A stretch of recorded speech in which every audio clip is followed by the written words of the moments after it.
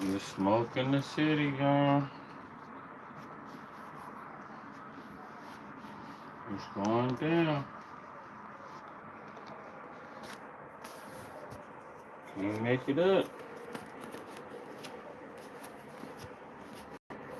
Trying to stay out the way.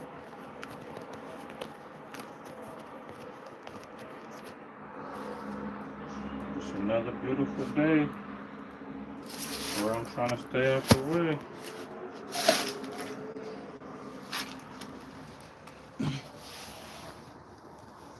Live from the shed. Y'all know how we do. Live from the shed if you ain't scared.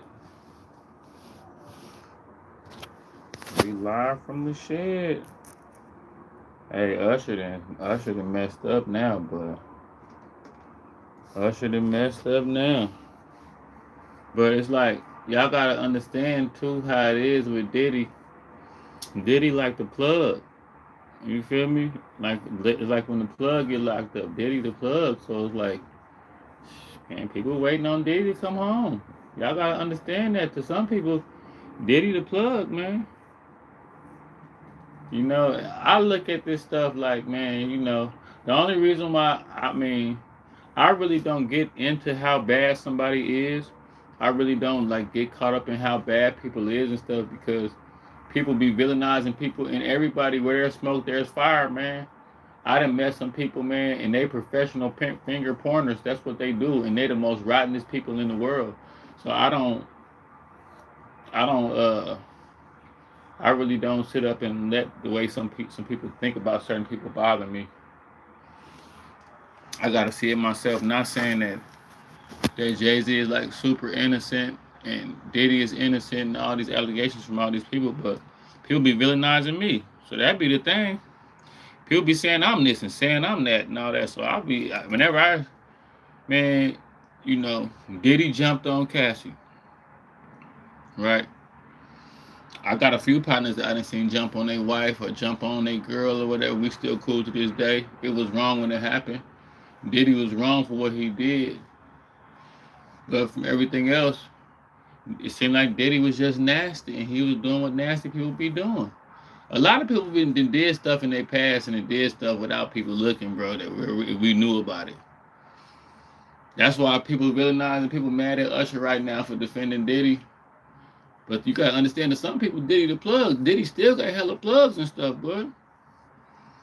I ain't defending Diddy. I ain't got a dog in the fight, but for all these, man, you know what I'm saying? Let me play it back just in case y'all ain't heard it. He did something. The way that he's talking, Usher just did something extremely controversial. Listen to this. This might be a bit controversial, but in the same way, I think many people choose to look past the reality of what our country is, the standards that we now stand on. We can't ignore the reality of the history, but in many ways, hit that like button for me if you're gonna call me a Rasta, man. Hit that like button for me. Greatness, that they offer. Hey, look, I'm gonna say this, man. Usher just did something extremely. You can be player, you can be a participator. I don't know how people be on the internet, man. I kind of be. That's why I don't be going live as much because you privy yourself to a lot of spirits. Man, if you could type a whole sentence to me, man, double tapping, doing that to the screen is simpler than typing something to me. Just hit the like. Before you send me something, I'll be in a better mood if I see likes. If I see a whole bunch of shit, ain't no like, but hit that like button for your boy, man. Turn me up. Appreciate that. This might be a bit controversial, but in the same way, I think many people choose to look past the reality of what our country is, the standards that we now stand on. We can't ignore the reality of the history. Appreciate that. But in many ways, I think certain people are prosecuted and maybe not recognized for the greatness, that they offer. Diddy did a lot, bro. And this the thing. I'm gonna say this. I no longer be upset because people be villainizing me. I done had people fall out with me, say I'm this, Josh this, Josh.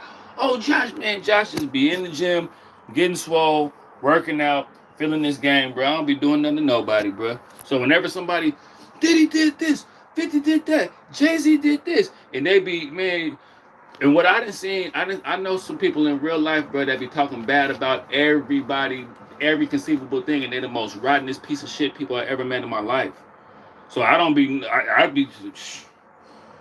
I done met people where I know they full of shit. No, they ain't shit. I know them, and they done told me I'm something. So I'll be like, listen, I got enough for myself. You know what I'm saying? Honestly, because my experience was not what the world has seen. What? What are you talking about? And how he's been, misrepresented. I'm not saying that every man is perfect. Using the word misrepresented is crazy. I'm not saying that all of us don't have flaws, but I can't, with any sense of humanity, not recognize the valuable contributions that this man made. What is the valuable contributions he made has to do with the negative contributions he's made?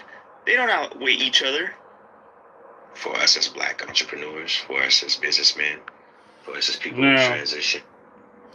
when I hear a dude say the negative contributions, now you can tell the dude he a YouTuber. You can tell he probably not black. Like we done heard all the stuff that happened to Mace, Black Rob, Total. People done died. Craig Mack died. His wife died. There's a lot of stuff around Diddy for sure. Getting up with this code. This could be his karma that he going through though. But I'm not big on pointing the finger at the bad guy only because I done had hella people classify me as the bad guy. They comfortable with it. They done raise their kids calling me a bad guy. Don't grow up and be like Josh. Josh is the bad kid. I was the bad kid at church. I was the bad kid in my neighborhood. I was the bad guy in my family.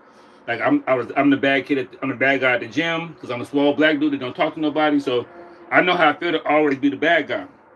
I had a little YouTuber come attack my channel and say all kind of crazy stuff about me and said I was a bad guy. They didn't even know me. So y'all gotta pardon me sometimes. Like I don't be quick to call people bad guy, even though what Diddy did when he jumped on Cassie and jumped on in that hallway. Now if that was my daughter, you're gonna have to see culture me. and ideas into something that's tangible.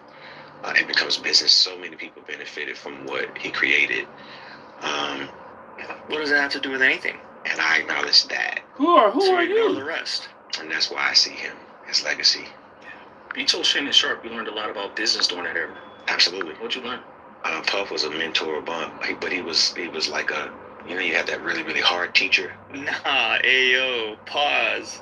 What do you mean really, really hard teacher? I think that the idea of the level of discipline that came with that time in business, especially in an era that was trying to prove itself culturally in hip-hop. Now, you can't turn on the television and not see the influence of hip-hop. That's right. But the people who actually made that appropriate and are the forefathers are people like Sean Combs.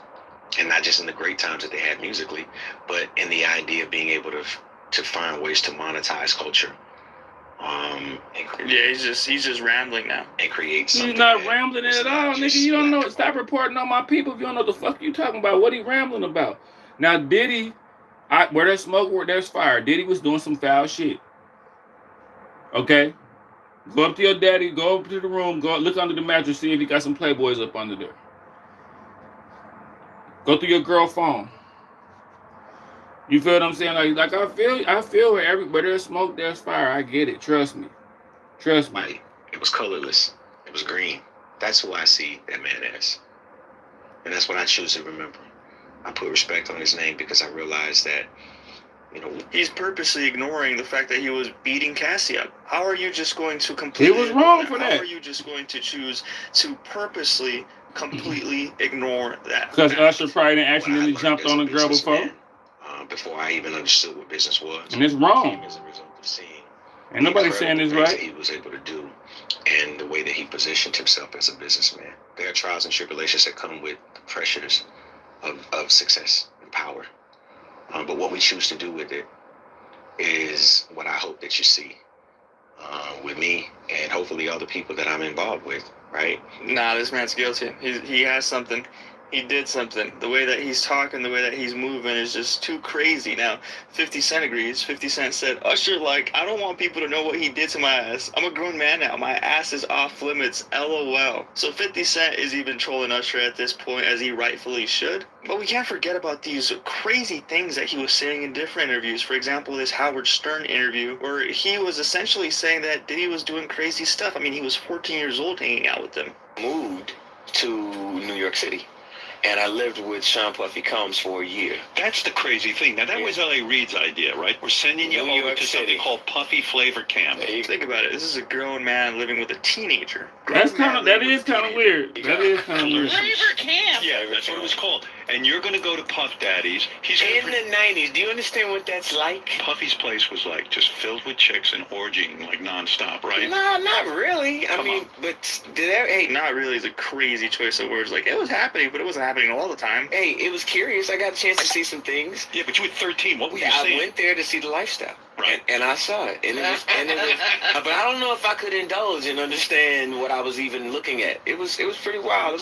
That's just crazy. The fact that he couldn't understand what he was looking at 13, 14 years old just means that they were up to no good, and he was witnessing it firsthand, which a lot of people have been claiming or saying or suggesting that he was groomed. So nobody tried to, some woman didn't come along. I didn't say that. Okay. That makes it even worse. I didn't say that. What I did say is that there were very curious things taking place, and I didn't necessarily understand it.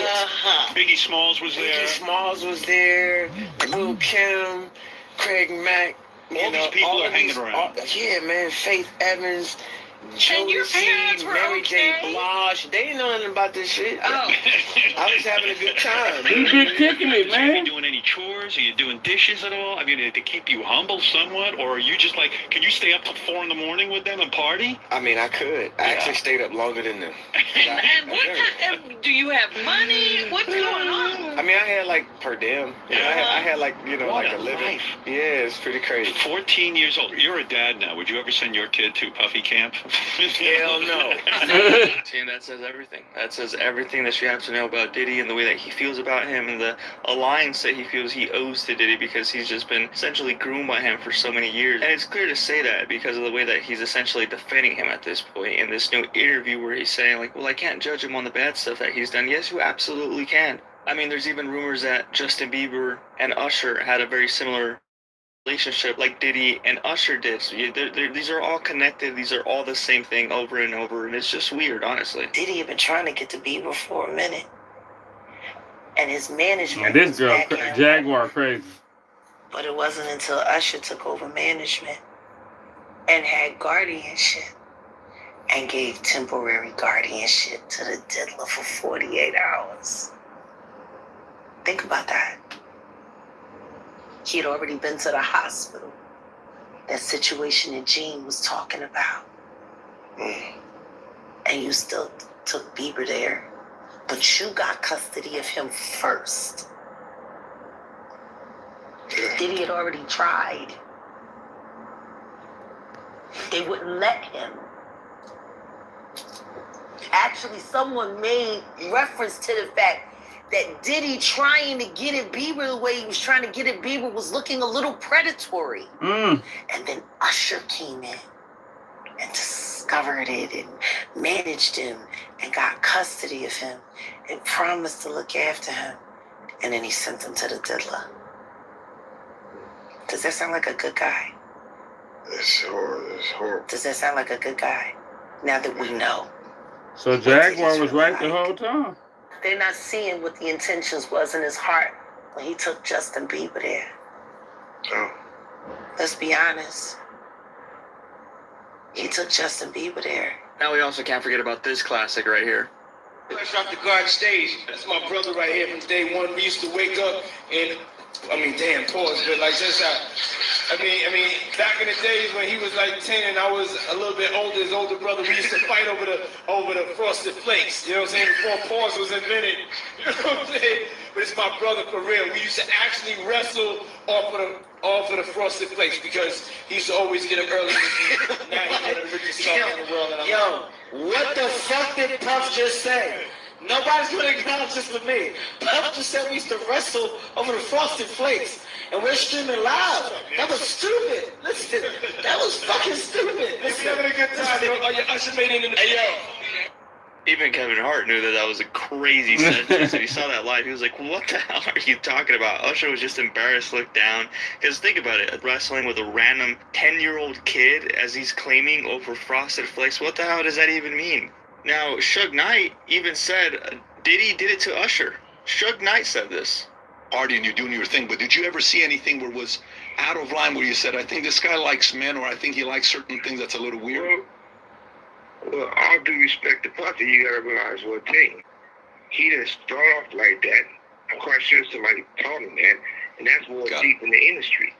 These guys who got involved with a lot of people who were their mentors, instead of having a guy to mentor your own father, they was having these guys that mentor. And when that happens in the industry, they was done to them, they do to the next person. So I felt that Puffy was a regular, normal guy.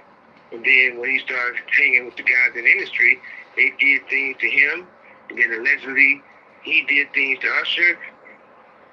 It goes on and on. But we gotta stop this pointing the finger at the person who gets caught with their hand in the cookie jar. Where did it start from? And see, people don't want to touch on those angles that they started being in major executives who run these labels. So everybody was So saying we something. gotta speak on the people who got thrown under the bus. Now, I want to know what you guys think about this situation. Do you guys feel that what Usher just said was unnecessary? Like, should he have just stayed quiet because it just makes his image look worse? I mean, clearly, let's run it back. him essentially denying to a certain degree what Diddy did, even in the slide. And the idea of being Let's able run it to, back. Usher just did something extremely controversial. Listen to this. this might be a bit As a controversial. matter of fact, In the same way, I think we already watched that many one. people I know choose Hassan's to gonna go look crazy past the on this. reality of what for us as black entrepreneurs, for us as I businessmen, know Hassan gonna go it's- crazy. can't ignore the reality. Shall we begin? This might be a bit controversial. But, Hey, man, in the everybody same all way, over I this. think many people choose to look past the reality of what our country is, the standards that we now stand on. We can't ignore the reality Look how of dude history. looking at us. But in many ways, I think certain people are prosecuted and maybe not recognized for the greatness, that they offer. I don't have anything negative to say about Sean Combs because my experience was not what the world has seen and how he's been, misrepresented. I'm not saying that every man is perfect. I'm not saying that all of us don't have flaws, but I can't, with any sense of humanity, not recognize the valuable contributions that this man made for us as black entrepreneurs, for us as businessmen, for us as people who transition, culture and ideas into something that's tangible. It becomes business. So many people benefited from what he created.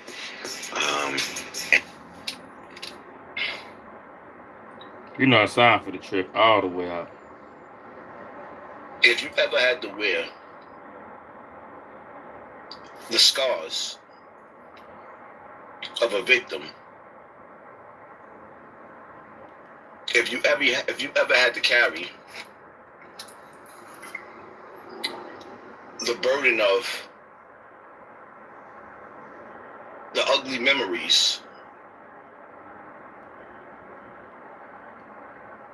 and even in some cases, some of the things that you can't remember because it was so dark, so deep, and so painful. Until you walked in the shoes of a victim, you can't even judge a situation like this. Because some of you people are caught up in your feelings of liking a person and their music. And I'll give you an example. R. Kelly, we watch videos of what he did. Well, y'all did. Because there was videos in barbershops all over the place with R. Kelly urinating on a little girl. And people who have the audacity to say out of their mouth, I still listen to R. Kelly's music. If you still listen to music of R. Kelly, to each his own, that's cool. But for you to actually say it out of your mouth, and then say it with a sassy attitude as if, so what? That's a whole different, that's a totally different ball game. And see, victims, they don't feel like that. And then even amongst the victims, you got levels of Stockholm syndrome, right? Where some victims love their oppressor. And see, I want you to understand there's different levels of Stockholm syndrome, and there's different situations in Stockholm syndrome. It's like Five God made a song where he was like, he don't suffer from Stockholm syndrome, and I disagree. Because the streets come with Stockholm syndrome too. The streets come with Stockholm syndrome too. The streets hurt us the most, abused us the most, and this is a whole nother video. The streets abused us. The streets make our mamas cry. The streets have niggas pouring out liquor over their dead homie. The streets got niggas joining sets that snitched on their own set, and continuously they snitch on their own sets, and niggas is still in love with that. But that's a whole nother video. Now, Black people love trauma, man. Usher saying that he forgives P. Diddy. Why wouldn't he? Y'all think for a single second that Usher didn't perform the same rituals that P. Diddy did? What part y'all don't understand in the Bible when it says that it is easier for the camel to get through the eye of the needle than it is for a rich man to get into paradise? Did you not understand what the Bible was saying when it said that? What part y'all didn't understand when Nori said that there's a door? It's a door. And he gave you three choices of the doors that you can go through. Homo, sacrifice. He chose to go straight.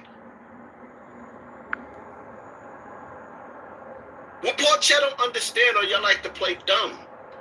That there's levels. The music industry is Satan's house. And in order for you to come into Satan's kingdom, you have to come up under Satan's rules, Satan's regulations. Why do you think dudes like Rick Ross will sit up there and say, he had to get it on his own, and nobody believed in him?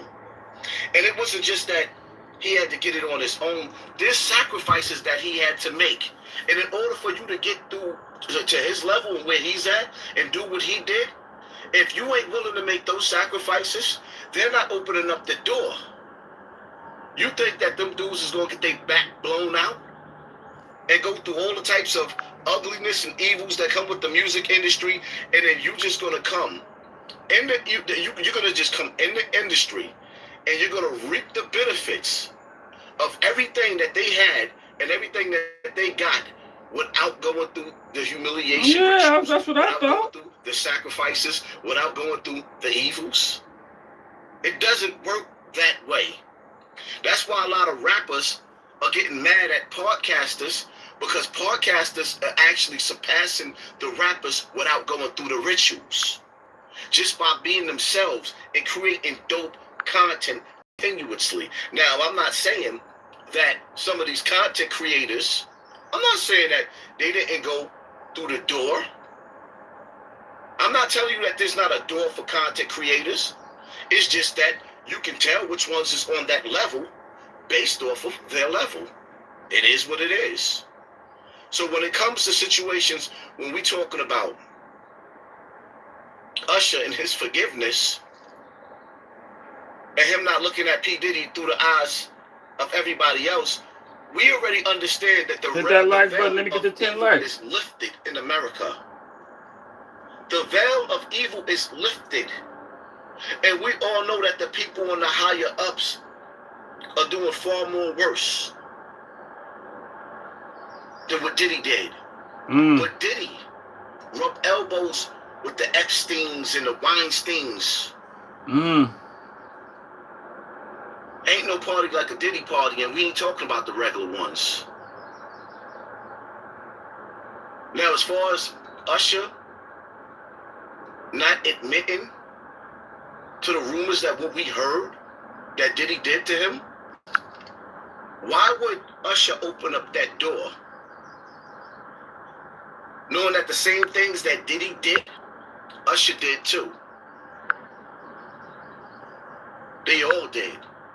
See, the thing is, when you do it as a ritual to get into the industry, they don't punish you for that. They only punish you for the traps that you do outside of those rituals when you get caught. See, there's a difference. Your humiliation rituals that you do, they will never put you in jail for those. What you do on your own time, with the people that they set up around you, because they set traps in the industry.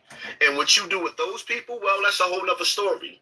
So as far as what Usher feels and how he feels about Diddy, and, you know, some people going to feel like Diddy did his time. There's not enough time on this earth and this planet to punish Diddy or the rest of these evil people for the things that they done.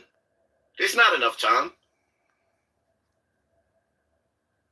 That's why on the day of judgment, you reap what you sow. Everybody got to stand in front of God. It ain't no getting around it. I don't care how much they try to take your consciousness out of your brain and download it to the metaverse. They try to take your conscious out of your brain and download it to the metaverse or upload it to the metaverse so that you can escape death. There's no getting around God in Judgment Day, my nigga. You reap what you sow. And in these last days, a lot of rappers then came out and gave hints. You ever got that visit? I heard what, Gillian Wallow? You ever got that knock?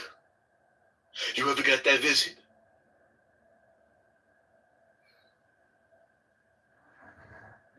If that visit was such of a blessing,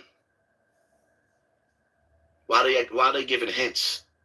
If it was so much of a blessing, why are they giving hints? You ever seen a nigga get $100 million and cry at the same time? That's possible. Anyway, that's my take on the situation. Y'all hit that like button, hit that share button, hit that subscribe button. And pay attention to your circle before they hurt you. Live life as if you want to run. I hear what and he stay said, dangerous though. at the same time. Come on. I want you to hear what Usher said. Might be a bit controversial, but You in the damn same right it's way, I think controversial. many people choose to look past the reality of what our country is, the standards that we now stand on. We can't ignore the reality of the history. But in many ways, I think certain people are prosecuted and maybe not recognized for the greatness, that they offer. I don't have anything negative to say about Sean Combs because my experience was not what the world has seen and how he's been, misrepresented. I'm not saying that every man is perfect. I'm not saying that all of us don't have flaws, but I can't, with any sense of humanity, not recognize the valuable contributions that this man made for us as Black entrepreneurs, for us as businessmen, for us as people who transition, culture and ideas into something that's tangible and becomes business. So many people benefited from what he created.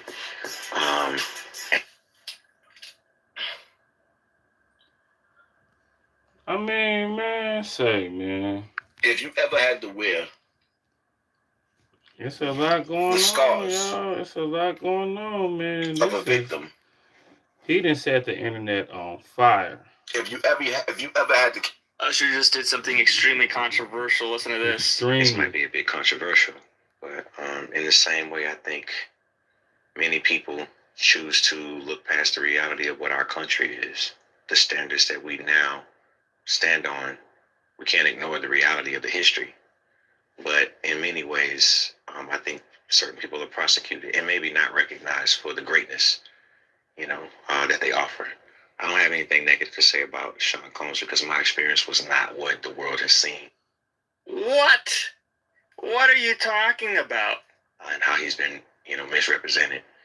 I'm not saying that every man is perfect. Using the word misrepresented is crazy. I'm not saying that all of us don't have flaws, but I can't, with any sense of humanity, Let me get the 15 recognize likes. the valuable contributions that this man made What is the valuable contributions he made has to do with the negative He contributions made some he's valuable made. They contributions don't and some outweigh each negative. other.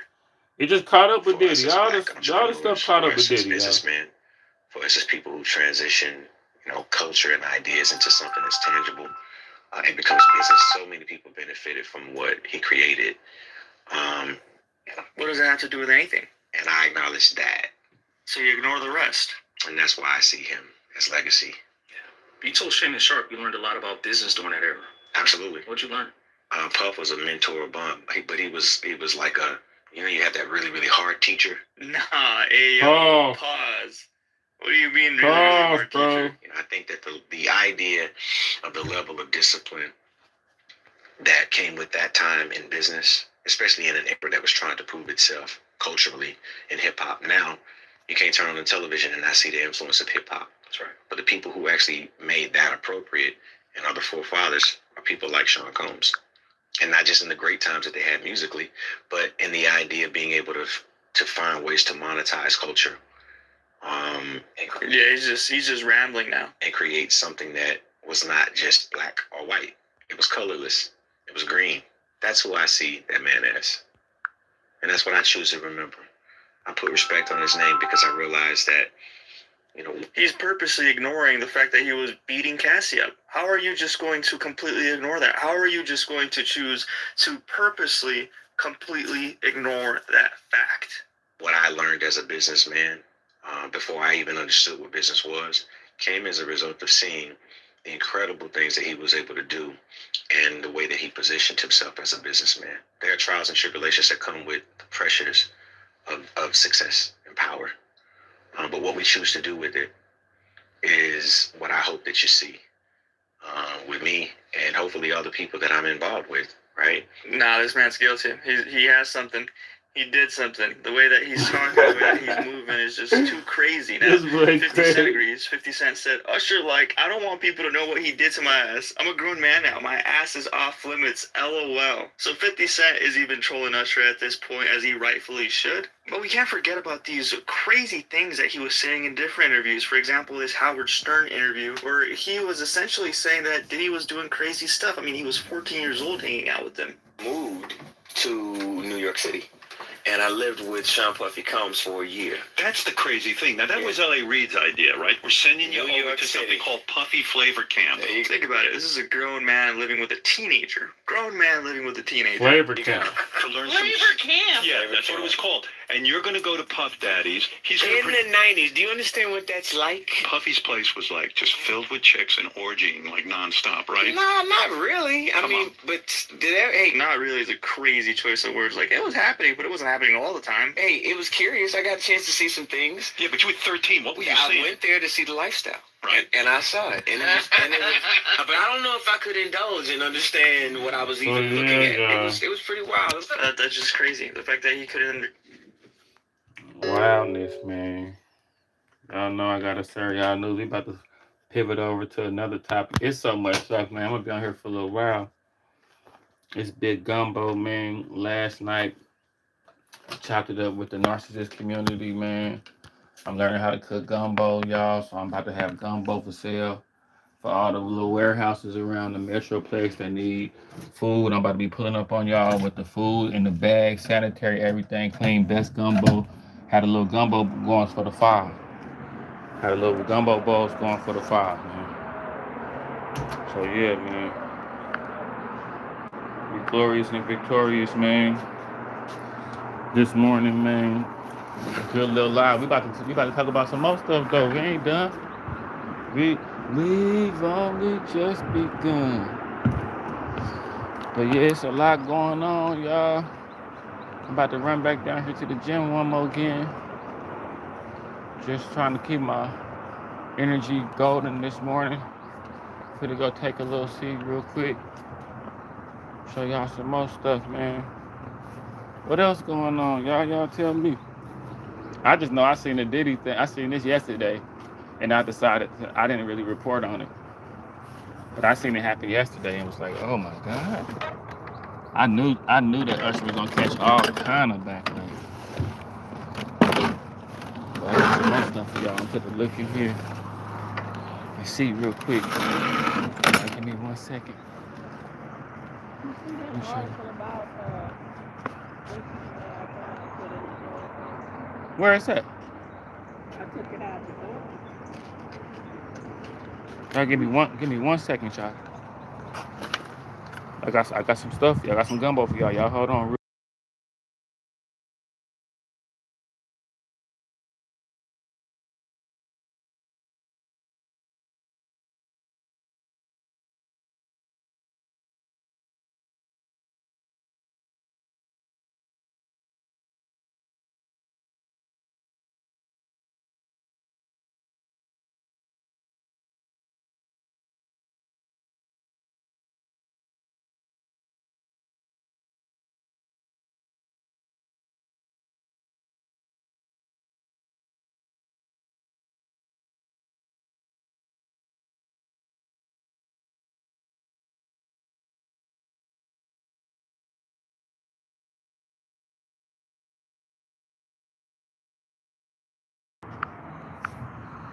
Yeah, let's see what else on here.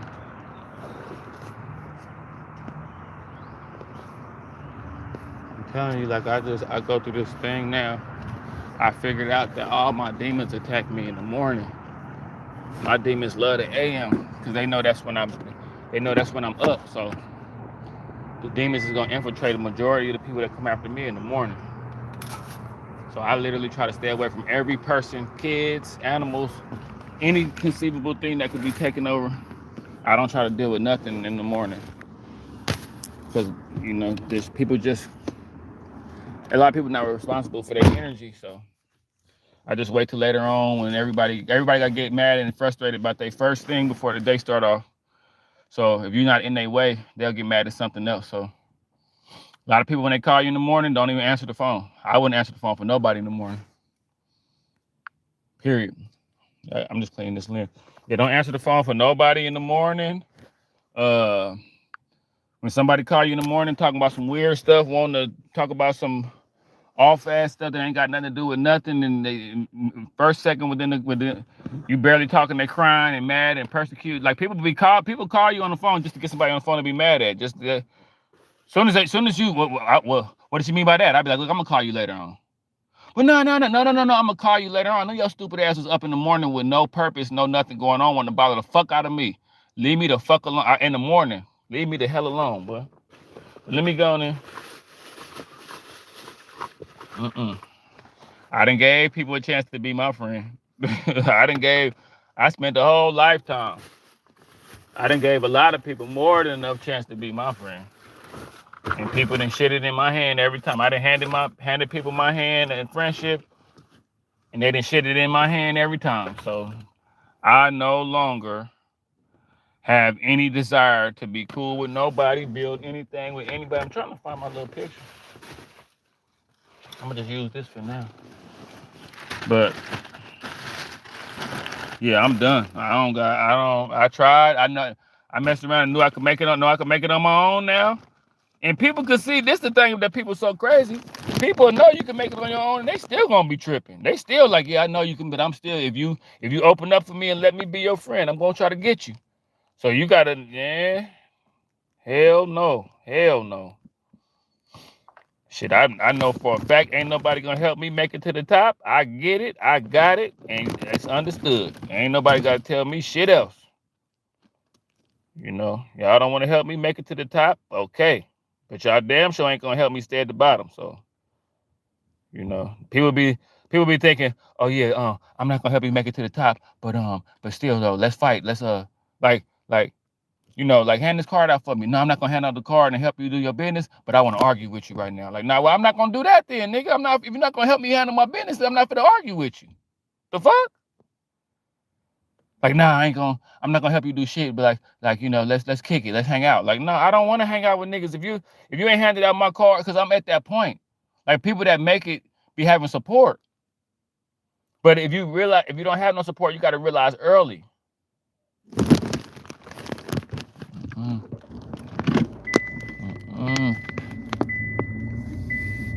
sir. We is not gonna do it. No. What's up, boy?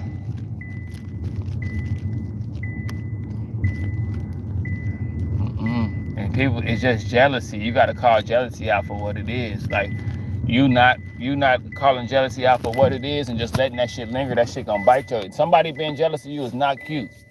Somebody having a thing for you is not cute. I know when somebody trying to sink my battleship. I know when somebody trying to rattle me. I'm gonna wait, get the fuck out of here.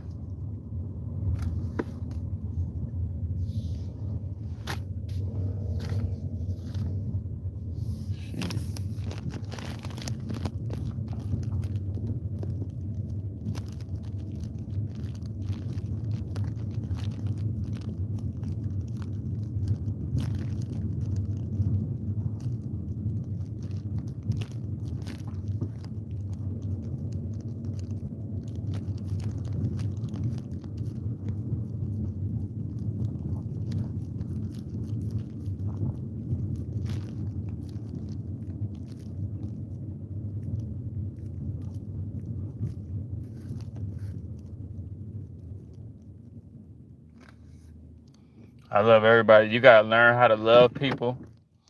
You gotta learn how to really love people. But just know that, like, something that you love people and everything, but you just gotta know when you gotta leave. You know, you gotta stay clear of certain stuff, man. I done learned my lesson. People, like, I don't want to get mad at the demon that's infiltrating people, so I'm gonna leave them alone. And I'm wait for that demon to leave you alone. Then we could be cool. But as long as that demon fucking with you, because I told you, I slapped that bird out the sky the other day on accident just because it got so close to me. Feathers went everywhere. People looked at me like I was crazy.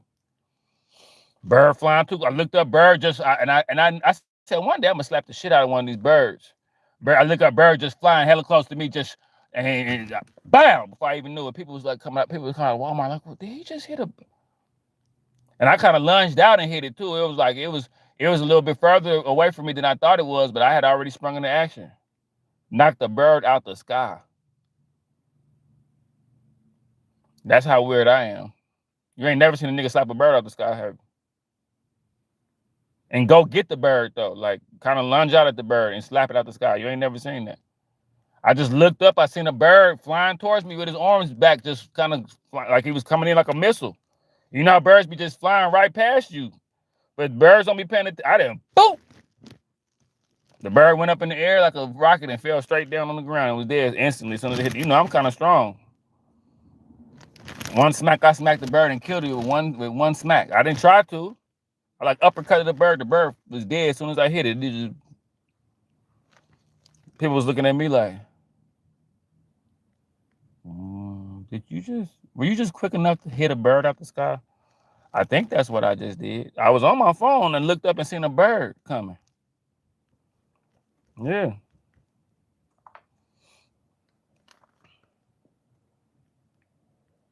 So let me see, man. Language.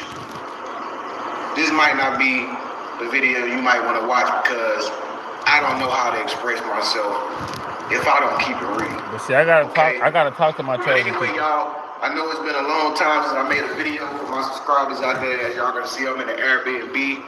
I'm in a different country right now, so I had to get some stuff right with my visa stuff. So I had to go to a different country for a while. So no, before we get into that, we're gonna stay on the topic. This J. Cole interview everybody talking about. Yeah, no, look, the reason why I break down these hip hop topics, I keep telling y'all, is because I'm an 80s baby. I grew up through hip hop. I done seen hip hop change. I know all about this stuff in and out. You know what I'm saying? Like, I remember when Cam first came out, when he was running with Mace, when they had the coats on, running through New York. You know what I'm saying? That horse and carriage. I remember all that stuff. I remember when Cameron's first album was the dopest album, the one when he was with Un. I ain't gonna lie, Cameron's first album, he don't promote it. He don't talk about his first album as much because I guess his deal was messed up. But Cameron's first album went crazy. That's one of Cameron's best albums. There's a lot of different topics that people have been wondering about, and some of it he confirmed to be true. Others he confirmed as a lie. Now, I'm not here to sway you guys and tell you guys who's lying and who's not. You guys can go do your own research after the video. Now, the first topic is Cole addressing 50 Cent not wanting to sign him to G-Unit after he heard a couple records by him. According to Cole, 50 Cent did not want to sign him because his jeans were too tight. Not because his music was ass, not because he wasn't gangster enough, all because his goddamn pants were too tight. That's skinny jeans stuff, before bro. Jay that you seen that celebrity-wise, the man shut you down, or Jay was, or your mom was just strictly get the Rock Nation or Jay-Z or whatever? You know what? Rock Nation didn't exist at that time, but me standing outside for Jay, it wasn't me trying to get a deal. Right. I make beats too, so it's like, in my mind, I'm like, damn, I seen Kanye like got in with the producing shit first. Right. Maybe that's an end for me. And the news had dropped that Jay was working on American Gangster. Okay. You know what I mean? But the article was saying he wasn't necessarily done. Like, I don't know. I don't know why I don't like J. Cole. I don't know why. Like, I could see why people like him, but I just don't like J. Cole. I've never liked J. Cole. Like, even when J. Cole first came out, I've never, even now, and he be saying some dope stuff. Like, Cole be saying some stuff, man. I feel bad for not liking Cole because he's a lyrical rapper and everything. But I just don't like J. Cole. I don't like him. I'll probably like him more as a person, probably. Like, if I met him in person, he'd probably be a cool, but just as an entertainer, as a rapper, I don't know, because he kind of came out in the middle of that Drake era, and it seemed like he was kind of trying to, like, be like Drake a little bit. It seemed like he was trying to be like Drake a little bit. So that's what threw me off. It seemed like he was trying to be like an off-brand Drake, and then he grew his dreads out and started dressing real bummy and stuff. And I'm just not, like, I dress bummy because I ain't got no goddamn money, and I'm doing bad. That's why I dress bummy. But I wouldn't dress bummy if I had the money and shit. So when I see niggas dressing bummy for no reason, that's just stupid to me. That's stupid. Some people, but we living in an era where people champion that. People like, he got money, but he dressed weird on purpose. I like that about him. Don't expect that from me. The minute you'll be able to tell by the way I dress if I'm doing good, you'll be able to tell, because I'm gonna dress up. Straight up. Like, no. I'm not for to dress like trash on purpose and all that. I'm not doing it. You know what I'm saying? Like, you see me with the little hat, with the t-shirts on, real modest with the sweats on, because I ain't got no goddamn money. That's why.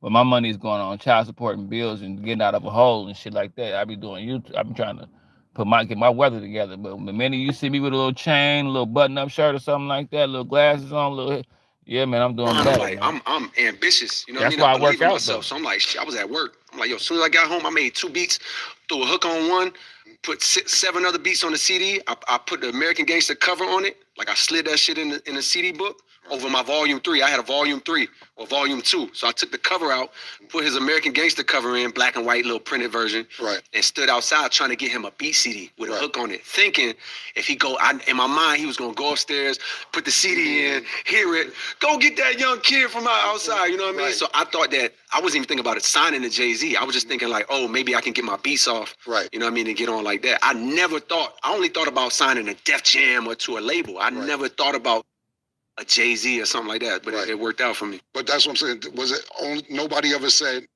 fuck out of here? Did you see anybody else celebrity-wise that you may have tried to get on to, but that was just your focus? Nah. I will say, no, nobody ever shitted on me or dubbed me. Right. But I do know that at one point in time, 50, I think Shy Money and shout to G-Unit Hove. Right. From Queens. Right. They was trying to put, I think, 50 on to my shit. You know what I mean? This is around the time, right before, when I was knowing Mark, before Jay had heard my shit, and I think they played my shit for 50. And what I was told his response was, like, mind you, I had like I had this song called Lost Ones, I had Lights Please, I had Simba, I had hard shit too, like where you could tell I could really rap. Right. And I think 50 reaction from what I heard was, can't sign this nigga, his jeans too tight. You going off the image, right? Right. I mean, I get it too, because I mean, guess what? That shit wouldn't have made no sense, me going to G-Unit, you know what I mean? But shout to Shy Money, you know what I mean, and Hov, who seen the vision, you know what I mean? Now, 50 actually confirmed this story to be true. Today, 50 said, yo, I'm a J. Cole fan, man. The boy just had on denim spandex. How was I supposed to know that was gonna work? Hey, hold on, 50. But didn't you sign a guy named Hot Rod and Young Buck? You know what? Never mind. Now, J. Cole also addressed a story that was told by Punch, TDE, and a couple other people about him and Diddy getting into a fight. The ground reached up and tried to grab dude by the neck. So dude reached around and fired on him, and they both fell on the table, knocking all the drinks over. So all these celebrities just in this one spot. It's a scuffle now, huge scuffle. So it just sound weird with no names. But another nigga came. J. Cole and Diddy had a fight? One of the super celebrities that was over there. He came and started beating up one of the niggas that was on the ground. So it's kind of clearing up, and he grabbed the nigga, pulled him close, and seen who it was. And this dude was signed to his homie. But he couldn't see. He didn't see. He had his glasses on. So he mopping him. And looked like he felt so bad after the whole thing. Now, Cole actually called Cap on the story. He said, yo, Punch was right about certain things, but he wasn't all the way right about everything. Yeah, explain that. Nah, you know what?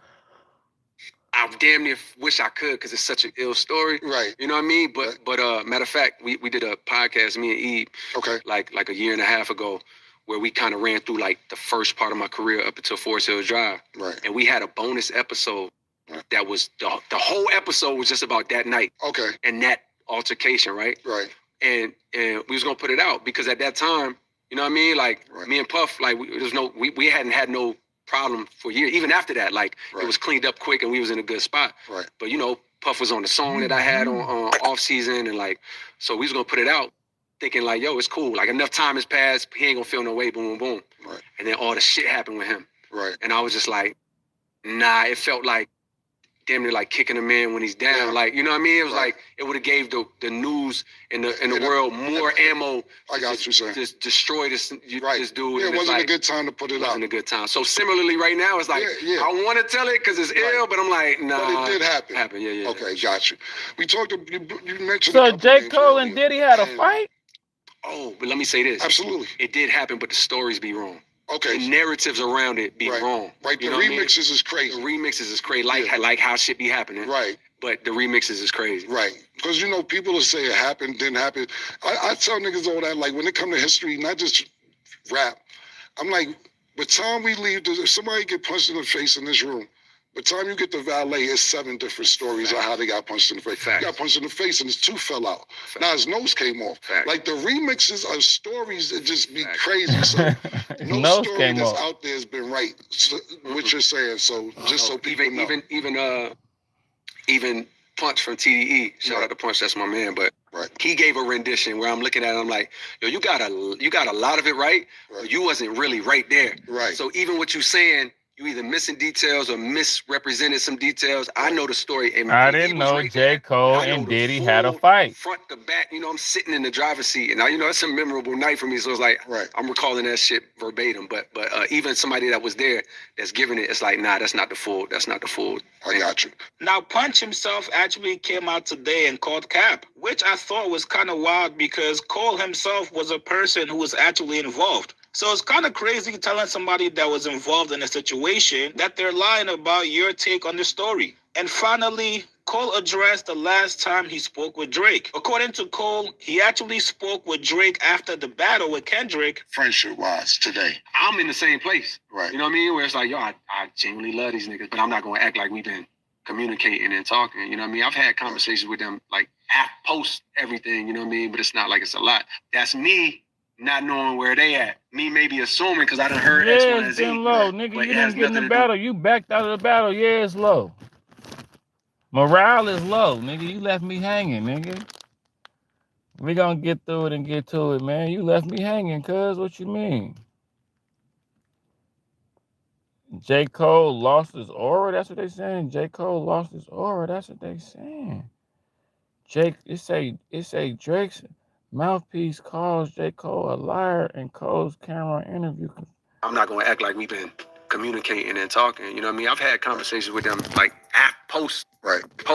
Cole has not spoken to Drake since before Dreamfest. I mean, why do we care about this? Kendrick But evidently are competing for the 1 and 2 spot, and J. Cole is just gonna always be number 3. You think so? Drake? They saying your boy Jermaine is Cole was out here lying about his relationship with Drake.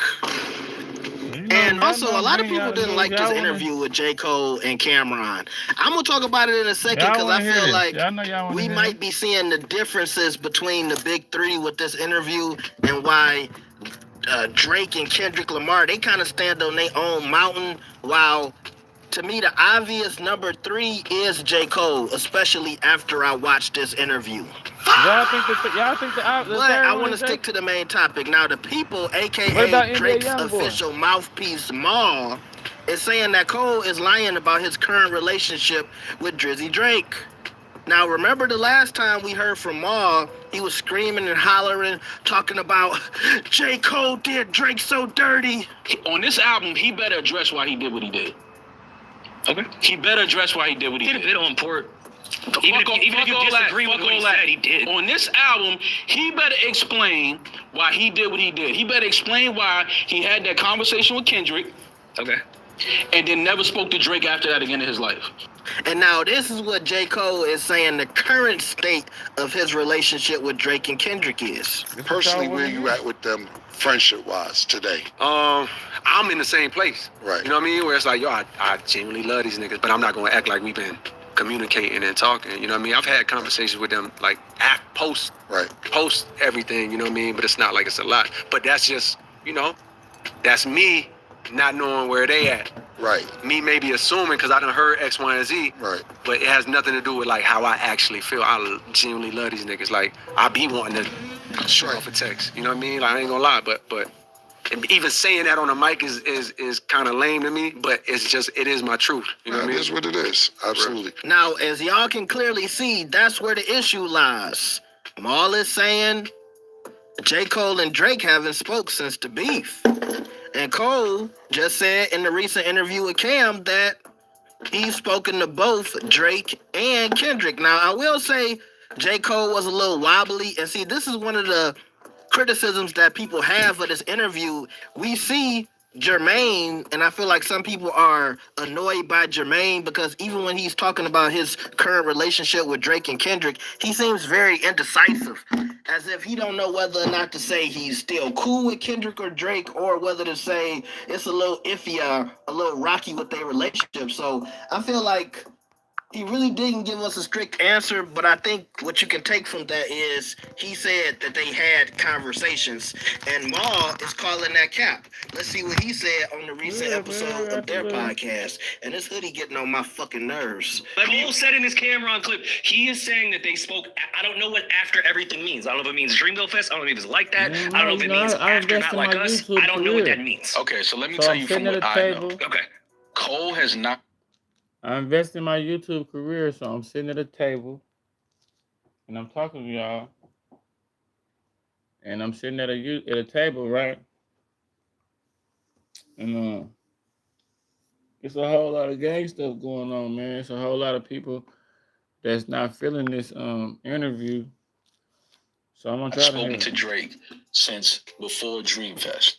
Who care about speaking to Drake? Who care From about what I that? know. From what you know, gotcha. Right? Who cares That's what about I'm saying. speaking From what to I Drake? know, he has not spoken to him. Now, whether he shot a text after that and the text went unresponded, got you. I don't know about that. I know he hasn't spoken to Drake since before he apologized. All right, now, even with Maul, okay, and like I said, I feel like Drake obviously is talking to Maul because, look, Maul for the last couple of months, Just put out some he's music, been man.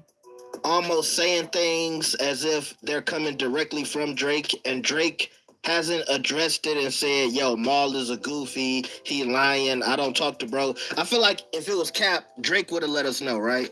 Drake? This is what hip hop then came to, where we just learned about a nigga speaking to niggas and shit. Like, but this the news though.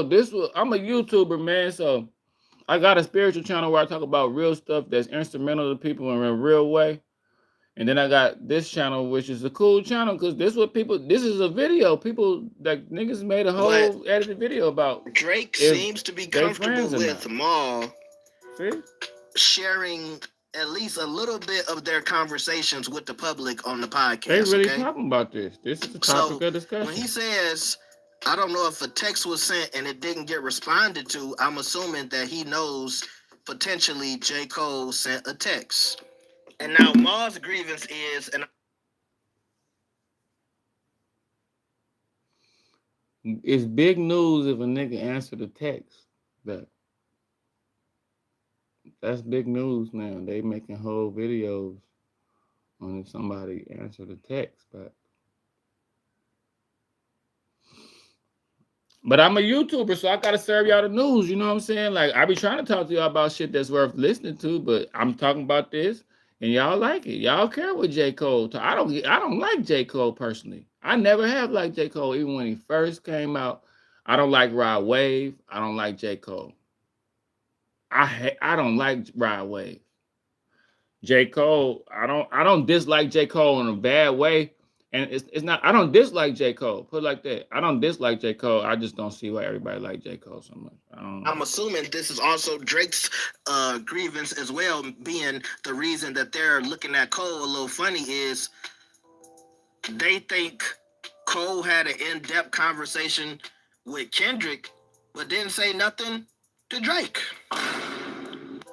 And is that bad? I could sit here and try to have some deep conversation, but here's the thing. We don't know what's true and what's false. So I feel kind of silly sitting here saying that, oh, Cole is wrong for that. He was supposed to talk to Drake, and how was he talking to Kendrick and he didn't talk to Drake? And, you know, I think Kendrick sent J. Cole a phone call and he told him to stand down because he wasn't trying to get double teamed by Cole and Drake. Hey, no Diddy, man, no Diddy. But you see how all of that look a little goofy if we really don't know what's going on, which still makes Maul look a little goofy every time he comes out and he has this conversation when it's like, bro, we just hearing you. We not hearing nothing from Drake. But we did hear from Cole, and I think that's my problem with this interview. And I gotta close my eyes. Y'all hit the like button, man. What's wrong with y'all, man? It showed me why y'all stingy. Hit that like button, Flip in, and hit that like button right now. 1 and 2 spot, and J. Cole I know y'all ain't is gonna just hit it. gonna always be number 3. Because with this interview and all of that talking that J. Cole did, it takes away from the mystique of our favorite rappers. See, even when you see Jay-Z do an interview, he's still damn near talking like he's rapping. He's almost talking in riddles. He's not saying too much. He's not giving too much. He's not sounding very emotional like we saw from Cole. Cole sound like, I just want Kendrick and Drake to be my friend. I just want everybody to get along. I get tired of going to the playground and I gotta play basketball by myself. Why don't I have any friends? That's the way he comes off with all of this talking, because he's destroying that. Who niggas is, but man, hey, y'all. This is why I don't talk to young people. This is why I be doing my own thing. This is why I don't really fuck with too many people. People be weird, man. Like people be weird as shit. Like who gives a fuck? Look, this is when my grandma got our house raided and my uncles, they all was selling dope out of our house and they made the news and made the paper because they got brutalized and beat and they found weapons and guns and stuff. This was my uncle. This was my older uncle was alive. And my other uncle wasn't in prison, and my other uncle, it was crazy. It was it's a newspaper article from like 1985. So I've been doing my little Richmond stories. I'm in the little Richmond group. So for all the little dudes that's mad because I'm from Richmond and they mad and want to be like, you ain't from Richmond no more, woo, woo, bro. I don't give a fuck about being from Richmond, boy. I don't care about being from the hood, bro. I try to talk to y'all and be cool with y'all. And then y'all want to say I'm not tough because I ain't out here malnourished trying to worry about somebody for no reason, trying to kill somebody to impress some dumbass person. Y'all mad because I don't care about hood. I don't give a fuck about no hood politics, niggas, but I really grew up in the trenches, so I bring it back and I try to uplift my people to have them like, man, we ain't got to be on no shit like this. We ain't even got to be worried about this kind of shit. So when I try to talk about the hood and try to talk about being from Richmond, I could show y'all all kind of countless things about me growing up in Richmond. But as soon as the No life sharks. You not for rich for no more. You ain't got no bodies. Then no, you damn right, nigga. And that's why God done blessed me. That's why I'm able to be an OG. That's why I ain't do nothing I can't take back, nigga. When it's time to go to heaven, nigga, I want to be front row, nigga. I ain't gonna be worried about nothing I did. So yeah, I'm glad about that. You know what I'm saying? And that's all I'm trying to do is just motivate the youngsters, man, and get them up, telling them they could be a YouTuber, they could be a podcaster. J. Cole, I don't know what J. Cole got going on, man. J. Cole is, I don't like J. Cole. Like he say, he doing all this talking. Hov did the interview where he say, battling, we ain't gonna battle no more. How you gonna say we ain't gonna battle no more? Hov, what are you talking about, man? Hip hop was founded on battling. Why are we gonna stop battling? Niggas that battle they way to the top, niggas in battle their way to get a whole career. Why people gonna stop battling? That don't make no sense. You sound crazy as hell. And them dreads look crazy as hell. You need to cut them dreads off. If I'm Beyonce, you gotta get rid of them. If I'm Beyonce, and clearly y'all see I'm not, but if I'm B, you gotta look, baby, we done been weird enough. You know, go and get your little even all over back. But you never know, he could be losing his hair, he could have alopecia. I don't know. Image of a rapper that we imagine we see when we hear him on some of these verses, right? You think about some of the verses. Let's look at Johnny P's Caddy. I'll play a little bit of it. I don't give a fuck about no copyright. Sparks was flying, the real one's here. This young boy that walked with lions. Do that sound like some guy who is just so confused and conflicted? Yeah, it got do. all of these emotions. And Yeah, I'm not it do. saying there's anything wrong with J. Cole. The young boy that walked with lions. I mean, you from North Carolina, man. And it's like, but you're not a gangster from North Carolina. They go crazy in North Carolina on some hood shit, but as far as on some lyrical hip hop shit, you from North Carolina, man, trying to act like you the Steve Nash of hip hop. You the Steve Nash of hip hop. Dressing bummy for no reason and all that shit. I keep telling y'all be seeing me in these white tees and all this shit now, nigga. But the minute I start doing better in life, nigga, I'm about to be looking like I'm fresh out of a video shoot, nigga. I'm about to be dressing like Diddy in the 90s, nigga. All red jumpsuit, nigga. Glasses on for no reason. Shades on in church, nigga. As soon as I get some money. So all this humble shit, recycling and all this shit, J. Cole dressing, like that's what's weird. That's weird. Y'all want to be different so bad to where y'all dressing weird on purpose and acting broke for nothing? Give me the money. I ain't gonna do nothing but go down to the Burlington Coat Factory and throw my weight around, nigga. So I ain't gonna do nothing but run up in TJ Maxx, nigga, and ball out, nigga. Give me the money. And my life is so hard. I'm a rapper and life is so hard. That's what's wrong with y'all. Pac was getting around at the park. He was dancing. He was going crazy. Drake, y'all make this humble. What you call him? Killed himself on accident. Give us the fame. Y'all ain't doing nothing with hip hop no way. And like I told y'all, sooner or later, it's going to all come back around. That's why all these young women, they dating older dudes. They dating, I'm an OG, but they be on me. All these women dating older dudes now. The younger ones. Because y'all running around with man bags. Y'all running around being weird. Nigga, I handed somebody my phone to show them my video. Nigga, they scrolled past the whole video and then kept looking. I'm like, well, I was turned off by the whole ordeal. I didn't even want to do it no more. Young people so weird now. I done gave somebody my phone to show them my stuff. They didn't. Went through the whole thing and looked at the end like, yeah, that's dope. I'm like, I don't want to talk to you no more, young person. You weird. Y'all getting weird. That's the thing now to when you show somebody your content for them to go skip over the whole content and then hand you your phone back and then still act interested. Like what the young people, y'all too much for me now. I'm actually getting old for real. I know I'm old, but y'all are just so weird now. Y'all young people, y'all done just took weird to a whole new level. And I'm tired of it. I don't got time for it. I can't do it. You know? A lot of people are opinionated. A lot of people threatened by the chosen ones. You better start seeing a lot of chosen one content. You better start seeing a lot of people talking about they chosen and all of this and that. And man, ain't nobody chosen. Being chosen ain't fun, man. This shit ain't fun. It's annoying. It's annoying. Because it used to be when you was a chosen one, you either had like people was either with you or against you. Now you got people in neutral. Now you got people mimicking chosen ones.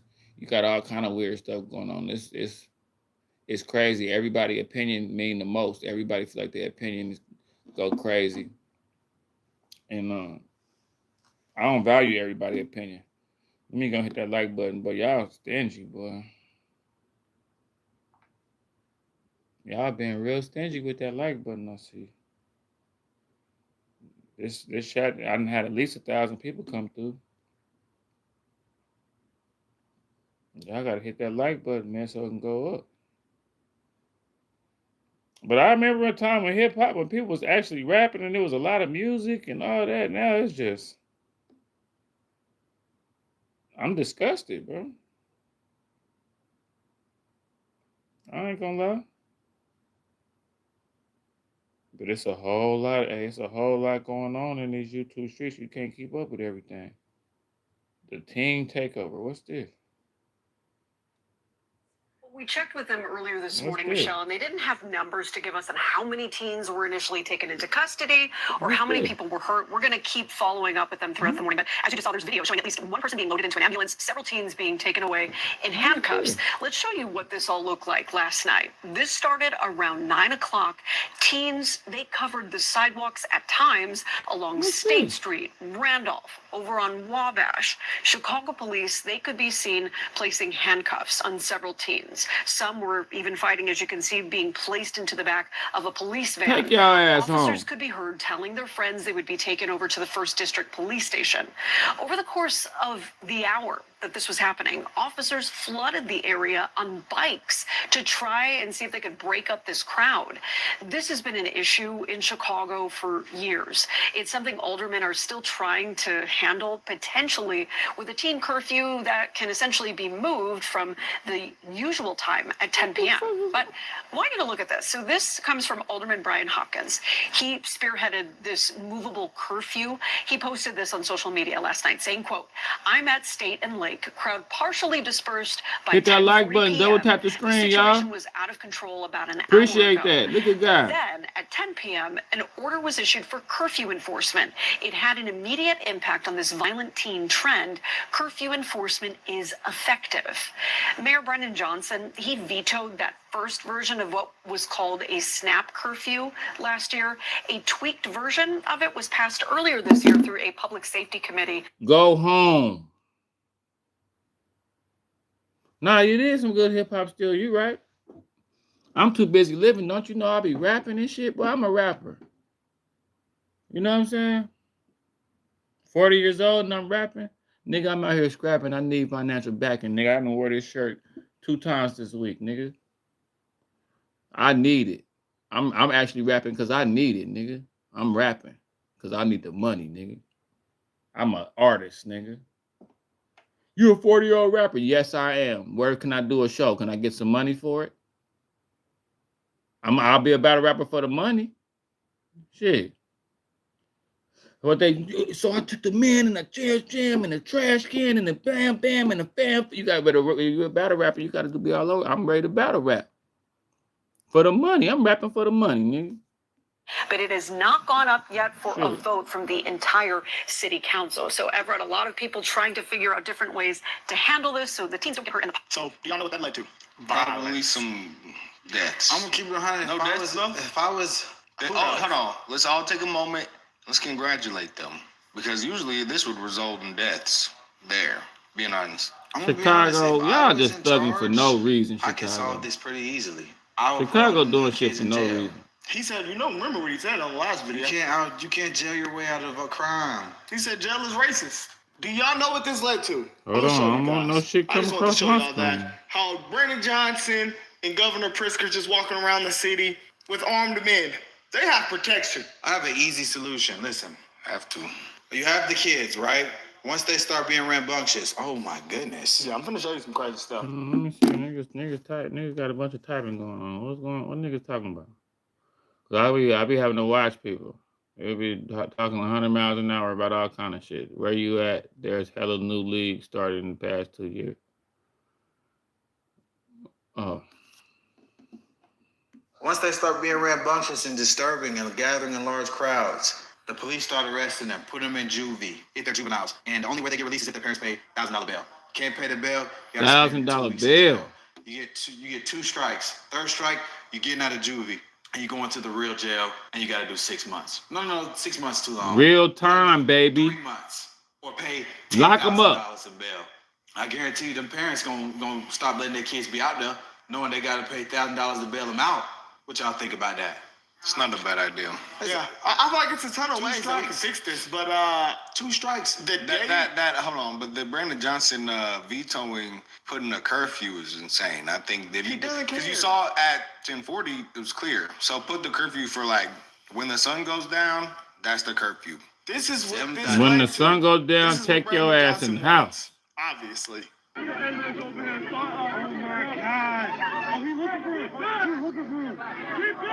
Damn.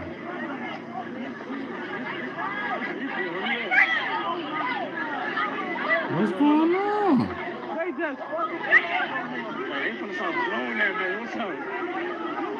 He's just masked up.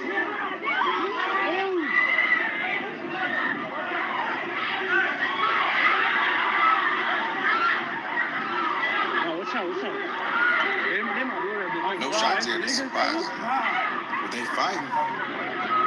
Oh, that's right. Look, the police lights right there. They're not deterred by that at all.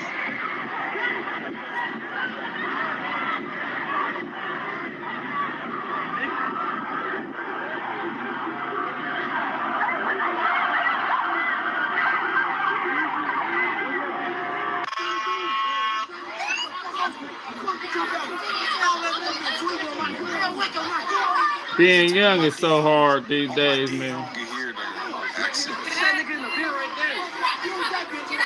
I'm not gonna lie. 7 times out of 10, this will end in shots. At least 7. It didn't happen this time. Maybe 8 times out of 10, 9 Well, times we out of know 10. y'all coons gonna be saying something like that. Unconscious. This is this You video. in Chicago? I just say you in Chicago. Check out Black Ice Cartel. What they like a gang or something? They rap? What they do? Why should I check them out? What's going on with them? They rappers or something? Say you in Chicago. I'm not in Chicago, but like who is the Black Ice Cartel? Like they a gang or something? What they sound like? They sound like some criminals or something. There's so much good hip hop I didn't know. No, I'm a rapper. I'm an artist. I could battle rap if somebody wanted to battle rap me, but I'm more of an artist. I'm more of a game spitter. I'm more got my own catalog of the shit that I done been through. You know what I'm saying? So I'll battle somebody though. I wouldn't mind if somebody wanted to battle me or something like that, but I'm more of an artist. I got like my own stories, do my own thing. Yeah, I could battle the nigga. I want to battle the nigga lyrically, just put out some good music. Cause I'm not even in the like I'm not even in like the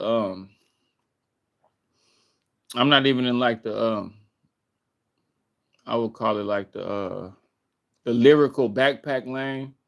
And then I'm not in like the gangster lane. I'm like somewhere in between both of them. Where can you find my music? You new to the channel, huh? You gotta be brand new to the channel. All you gotta do is just go on my shorts. And I got like a bunch of acapellas, like where I'm just rapping the beats. I got a producer named Molly. He be giving me beats. And I just rap acapella. I'll probably rap circles around anybody that you know. I don't know no rapper in my lifetime that's better than me. I don't know no nigga that can rap better than me, period. Yeah, I just stumbled on you. Yeah, I'll let you hear some shit I got right here. Hold on.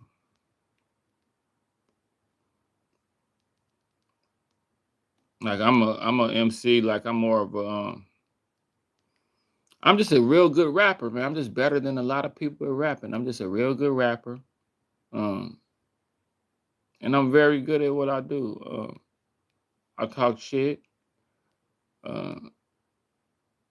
You probably, especially in today's era, you're not gonna find a rapper better than me in today's era. Definitely not today.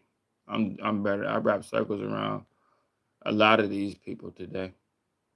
You won't be able to find one rapper better than me. It might be somebody that you like personally, that you think is really good. But I'm not from this new era where we say people really good just because we say so. Like, you got to actually be a better rapper than me. I don't care if you got a whole crew behind you. I don't care if people ride with you or people think you're the best. You're not a better rapper than me, man. We're bringing real hip hop back, man. I don't know no, like I said, I don't know no rapper, period, in real life that's better than me. Let the real ones do what they gotta do. Let the people make. I'm the best rapper I know. Get the streets back to the streets. Get the music back to the music. Let's bring back the art form. You know what I'm saying? Expensive turquoise from Portuguese. The bracelets cost me 40 G's. Hey, look. Expensive turquoise from Portuguese. The bracelets cost me 40 G's. I'm overseas for sorts of fees because I'm on a vacation. And they hate me because I came through with a Haitian. They look like annihilation. Shout out to my cousin Nathan. I'm adjacent to Jason, but I be chasing paper.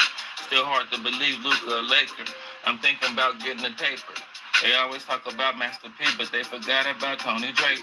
See, I got the voice, you know, I got the voice, I got the looks, you know. I got a star presence about me. I'm like a 90s rapper. Like, I'm like a original rapper. Like, when you had to have, like, you had to be a cool person to be a rapper. I'm not just a rapper because I said so. I got a bunch of opinions, see, I don't have support. I had to thug my way into the rap game. I had to actually be good.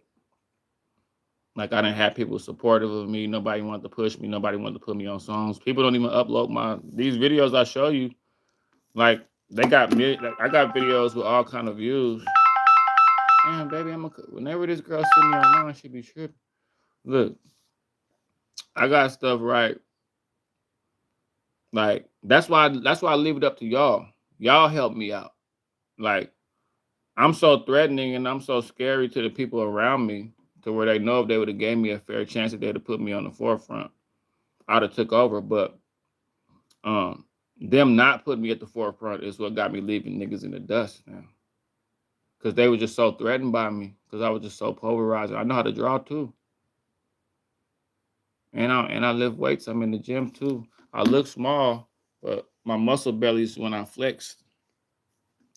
But it'll throw you off though. But like, nah, I'm gonna keep showing you my music. People, see, that's the thing. People, and don't be deterred, because look, everything now is built around like trying to like keep people down. So you see how when I was talking about 50 Cent and Usher and Chicago teens, but I started talking about myself and talking about my raps. Now everybody, oh, I don't want to support them. That's okay. That's for a new wave of people to come in and a new wave of people to see this. But that's okay, man. You know? Let me show y'all something else real quick. Because this is a live thing, so and don't get mad if I see a bunch of comments. I'll be like keeping the comment section down if it's a lot of comments from the same person, just to leave room. But let me show you something though. And this for anybody trying to get into the rap game. You can infiltrate your way into the rap game. Hold on real quick. I gotta plug this up. Hold on. I'm finna show y'all.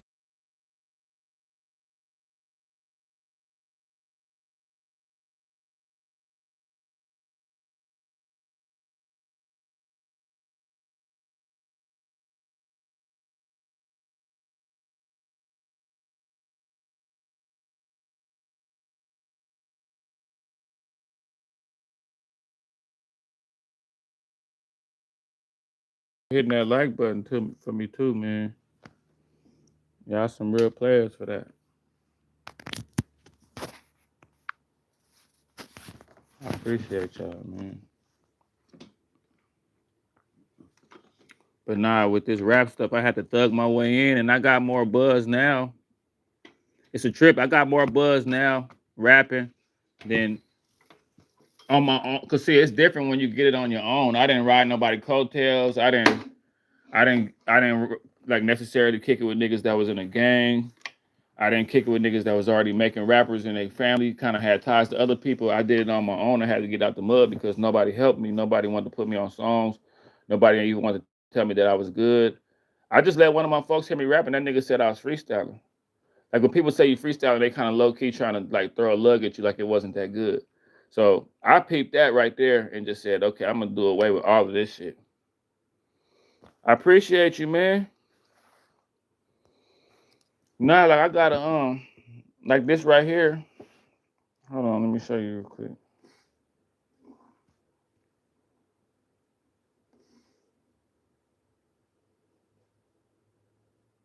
Let me show you something.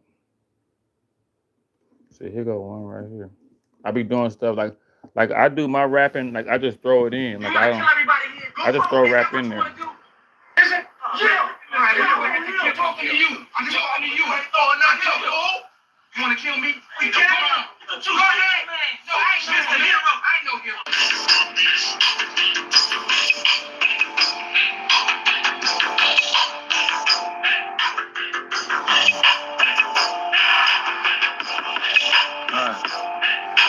I make it look easy because it is.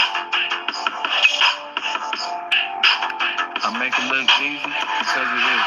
Hey, money talking like Teddy Ruxpin. 2022, David Ruffin. I'm early in the egg McMuffin. Hustling, shuffling, gunshots, sirens. To that I grew up custom. 80s baby, 90s teen. 2000 grown man and I'm doing the damn thing. But now I'm an old man in the Broham listening to slow jams. I only got the weed now, no more Lindsay Lohan. I sat baby down, told her to get with the program. She's like, all you talk about is money. And I said, cause I need more, man. Can't get enough, trying to live it up. They calling me some coffee cause I'm a star trying to get a buck. They calling me some coffee cause I'm a star trying to get a. Yeah, nah, it's like I'm just a better rapper than it's like. And the thing is, if people good at rapping, just make music. I'm making it. I'm doing it. You know what I'm saying? You do the same thing. Hello, say. The Drake and Kendrick. I'm doing it. Hold on, let me. Let's see you drop the record. Personal relationship. Make music. I'm doing it. I think that. Don't be mad at what I'm saying. Niggas got out there, jumped out there, started making music, didn't put the God MC on. How dare y'all not put me on? How dare y'all not put me on songs? How dare y'all not break y'all neck to put? And y'all learned rapping from me. I was the first person rapping in the whole family. But everybody wanted to make it and not put nobody on. Everybody wanted to play Keep Away with Deshaun. And that's cool because I learned from y'all. I learned from y'all how to play Keep Away with Deshaun.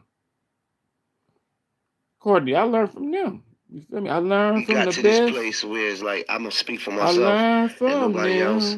I think I showed him a lot of grace in the past because he had done something for me. I'm just a lot better than. And I spoke y'all about wouldn't sound right a on the lot of song. times. Y'all wouldn't sound right on the song. I'm too much I was better. always grateful for that. I was always. Courtney, I'm so much better than niggas. They wouldn't even sound right there on the song with me. So damn graceful, moonwalking on my tippy toes. I try to tell the little kids, man, stay in school. Money looking up to me, cause I'm so damn cool. I done came about my shirt and the girls flocking to the pool. 80s baby, I had a crush on Paula Abdul. The plug named Abdul, our daughters go to the same school. He be like, Josh, for black people, I like you, cause I'm square business. Make a header bear witness. Niggas snatching around having fits cause I'm all in the fitness. And I'm like, hold on.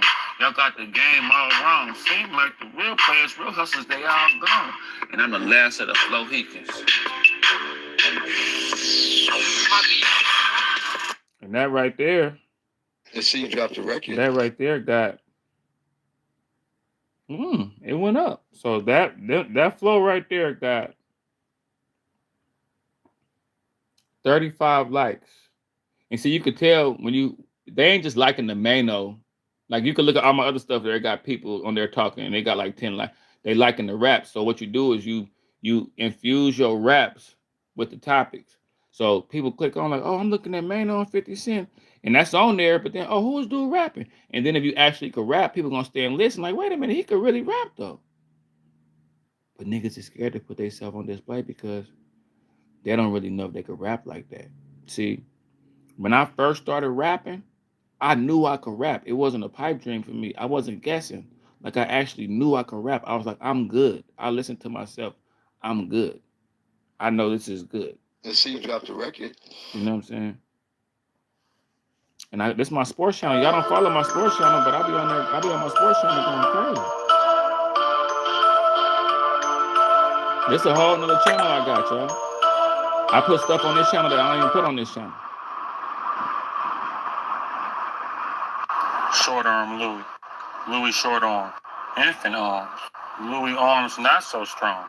If a roach in a California raisin had a baby. If Kodak Black and Wesley Snipes had a baby. Wesley Kodak Sniper gang. Nah, I don't know how Pops pulled moms, and I'm kind of pissed. You know what I'm saying? I got a whole nother, that's what I'm trying to tell you. I got a sports channel that I'm talking about whole other things on here.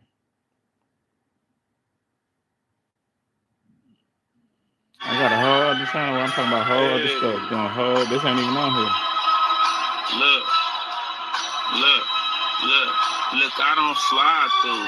I'm fly, I glide through. Might pick a nigga up, take him to a higher altitude, but the eagle only fly low for food. The way the diamonds dancing doing the ravishing Rick Rude put baby in a good mood. He thought it was a game, so he showed up deeper than the family on Family Feud. I am the dude, and it's not up for debate. The switch made him do the Harlem Shake. In my bag like Jake the Snake. You say Larry June? That's crazy because I'm from where Larry June from in California. That's probably why we sound the same. I'm from where he from in California. The exact same place. But yeah, man. I'm looking for some content creators. I'm looking for some people that want to put out some music. So you know it's possible. Oh yeah, definitely. Where I'm from in California, I'm from a place in California where a lot of people have made it. Not just I'm from where E40 from, Too Short from, Tupac from. Like I'm from a place where a lot of people make it. Digital Underground. Are you on Bandcamp? They pay artists way more than any other streaming service, and other people actually buy physical. Bandcamp, what's that? Y'all got to put me up on game. What's Bandcamp? Because this person recommended me. They was like, you should get on this. It's a thing called the Rap Game or something. The rap fame. But a lot of people, Bandcamp. I might look that up. But it's been people telling me, man, you should because I rap, y'all. I ain't gonna say I got my heart broke, but like this rap shit exposed a lot about other people. That it was more heartbreaking just the chicken shit behind all this rap shit that broke my heart. Like nigga, we started off as friends. We was playing football and doing all kind of other stuff before we started rapping. I didn't know this rap shit would bring the bitch ass nigga out of a lot of people. This rap shit, rap niggas be divas, bro. Like if I rap, I don't even want to like. That's why I'm gonna get on band app. It's an app and streaming service. And it's called Bandcamp. Okay, I'm gonna look that up because like as you can see, man, I got talent. Like I'm not gonna rap. Like since niggas want to act like they was like better rappers and knew more about rap, like you niggas didn't even know nothing about music. Like whole time y'all was talking to me about music, I just was excited that y'all knew about music. But I was just looking at y'all like, what the fuck? Y'all niggas actually think y'all know more than me? What the hell was I cutting school in 1990, 1991, recording the box? I used to cut school just to record music videos. Like I cut school in elementary school just to put the VCR tape in there and see the box and hit the record button when my video came on the box. And I know all the dope videos came on the box when people was at school. I studied hip hop on my homie's car. I remember Boys in the Hood commercial for the movie Boys in the Hood. I could probably sell it. I got the commercial to Boys in the Hood. Y'all watch Boys in the Hood as a classic, right? I have the actual commercial on tape. I've been studying music my whole life. That's why when I rap, when I rap for niggas, it's not up for debate if I'm good or not. Like I know I'm a good rapper. That's not even. As soon as somebody try to be like, oh, well, you not a good, I'll be like, man, I don't even. That's like somebody trying to tell me I'm not swole. I don't listen to none of that shit. Spotify is cooked. It's basically a scam for artists. But you know, I'm about to get on Printify. That's what I'm about to do. I'm doing Printify. I'm about to start selling shirts and merch and stuff. I just rap for fun. Like, rap broke my heart. I don't like rappers. I don't like niggas that rap. I don't like rappers or nothing. I want to sock rappers. I don't like niggas that rap. I don't want to rap. I don't want to do a song with nobody. Like I say, rap broke my heart. Seeing how these niggas act behind this rap music and behind videos and about all of this shit. I hang my hat on. I'm a YouTuber. Birds fly, fish swim. This is what I do. Yeah, I'm gonna get on. I'm gonna sell merchandise on this channel, and I'm gonna sell it on. I'm gonna sell merchandise on this channel, and I'm gonna sell it on Bandcamp. I heard about Bigo too. I be hearing about all these different apps. Bigo, Twitch, the one you just said. But I'm going crazy on YouTube. Why I just can't do it on YouTube? You do know I got 4 other channels, right? That's all monetized, right? I got 4 channels that's monetized, bro. My other channels go crazier than this channel. This channel is big, but I got a lot of controversy on this channel. I got a lot of haters on this channel. I went through a demonic. I went through some real demonic stuff on this channel like a year and a half ago, where I went through some stuff like a humiliation ritual right there on my channel, and it got the best of me, and people was able to see it. I lost a lot of people in my lives, but I'm real like that. I'm real like that. And I hope the person that put me through it, I hope they're proud of themselves. You know, Bandcamp let you sell merchandise. Yeah, I'm gonna get on there, man. I'm actually sitting down drawing stuff. I would tell you my ideas, but I'm gonna put on a shirt first, because I got some real good ideas for these shirts I'm about to do. But I'm coming with some merch on Printify. If any of y'all want to rap, like when it comes to the Bandcamp page, you more than YouTube. Okay, I really ain't tripping, man. Like I'm in it for the message and to get my character off. I really don't be tripping off the money. I do stuff in real life for money, but I definitely, don't mind making money off the internet. And this channel is low key coming through lately, but I'm more into my spiritual awakening, my spiritual calling right now, and just putting people up on this spiritual warfare, letting people know to keep their head out the phone as much. Pay attention to your circle, pay attention to the things around you. And I'm just trying to let people know how petty people are. Like, people are petty enough to try to destroy you. So you just got to be careful out here. I ain't gonna say I'm paranoid, but this last 2 years just taught me to just keep my cutthroat California, fuck everybody mentality. Trying to be cool with these nerd ass niggas, these lame ass goofy ass. You'll get cool with people that's not even bright. As y'all can see, I'm a smart person. Like it's almost like if I turn my all Madden thinking on, like I be thinking in rookie mode when I'm with people, because most people living thinking on rookie mode. If I was to think all Madden with people, it's like okay, music. Already, man. Stay tapped in, man. But yeah, I'm getting back on the music. I'm getting on this merch. I got the Spotify thing going on. What's going on with Brownie hair?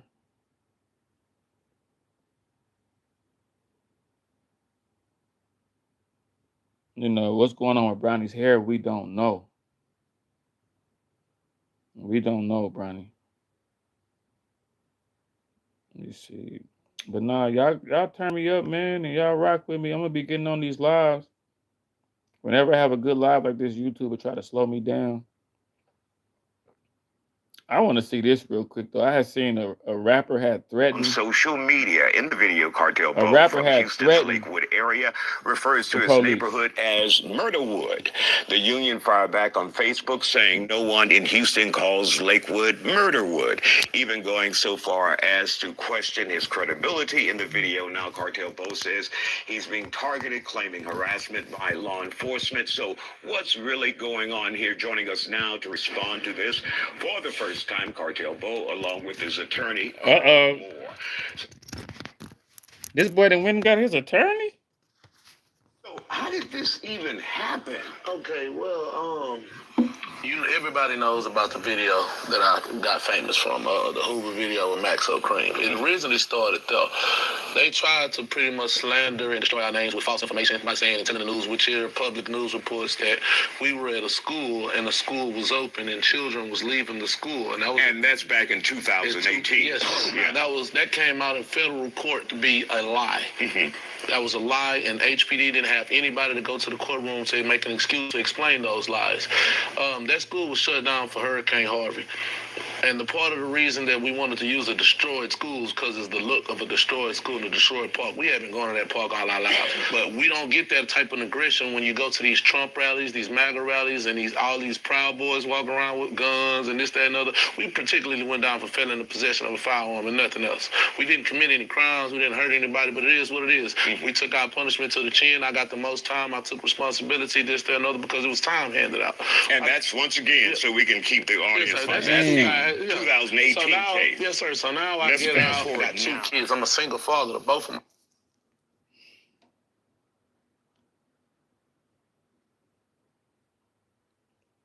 You going to jail?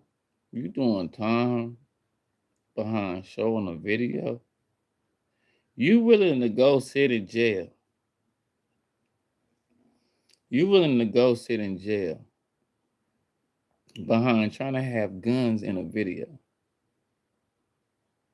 It ain't that much thugging in the world, bro. It ain't being tough ain't that cool. Being tough is not that serious, man. That's why y'all gotta have some personality, some aura, something to hang your hat on, man. Being tough is not that serious, bro. Being a gangster is not that serious, dude. It's not, man. Y'all gotta Social calm media down, in the bro. video, Cartel Bo from Houston's Lakewood area refers to his neighborhood as Murderwood.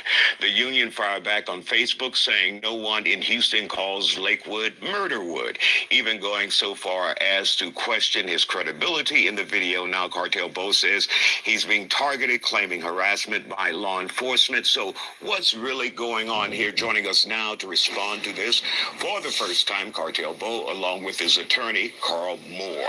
So how did this even happen? Okay, well, everybody knows about the video that I got famous from, the Hoover video with Maxo Cream. It originally started though. They tried to pretty much slander and destroy our names with false information by saying and telling the news, which here public news reports that we were at a school and the school was open and children was leaving the school, and that's back in 2018. Yes, yeah. That came out in federal court to be a lie. That was a lie, and HPD didn't have anybody to go to the courtroom to make an excuse to explain those lies. That school was shut down for Hurricane Harvey. And the part of the reason that we wanted to use a destroyed school is because it's the look of a destroyed school in a destroyed park. We haven't gone to that park all our lives. But we don't get that type of aggression when you go to these Trump rallies, these MAGA rallies, and all these Proud Boys walk around with guns and this, that, and other. We particularly went down for felon in possession of a firearm and nothing else. We didn't commit any crimes. We didn't hurt anybody, but it is what it is. We took our punishment to the chin. I got the most time. I took responsibility, this, that, and other, because it was time handed out. And that's, once again, so we can keep the audience. Yes, sir, that's the 2018 so now, case. Yes, sir. So now I Let's get fast out. I forward got two now. kids. I'm a single father to both of my kids. You know what I'm saying? I take care of my kids and wake up with my kids every single day. Not only that, I provide jobs for multiple staff members. I have a trucking company that I created, and specifically to hire felons to fight recidivism. This is my side of town. This, that, and other. This happened over here at the Blue Store that we at right now. This happened over here, and taking them and Like I'm a showing, tour. Yeah, I'm showing them the cases. Literally, taking this the stuff that be going on over here where I'm from.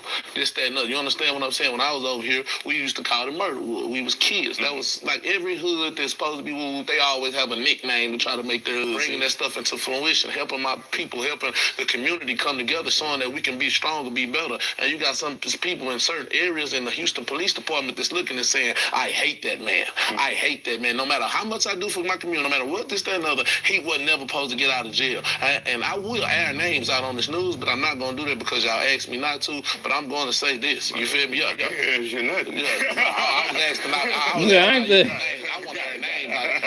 So So yeah. But really quick, let me give you what they said. They said I can tell you exactly what they said. has been telling people that Houston police are calling venues and trying to get his shows canceled. That's 100% false.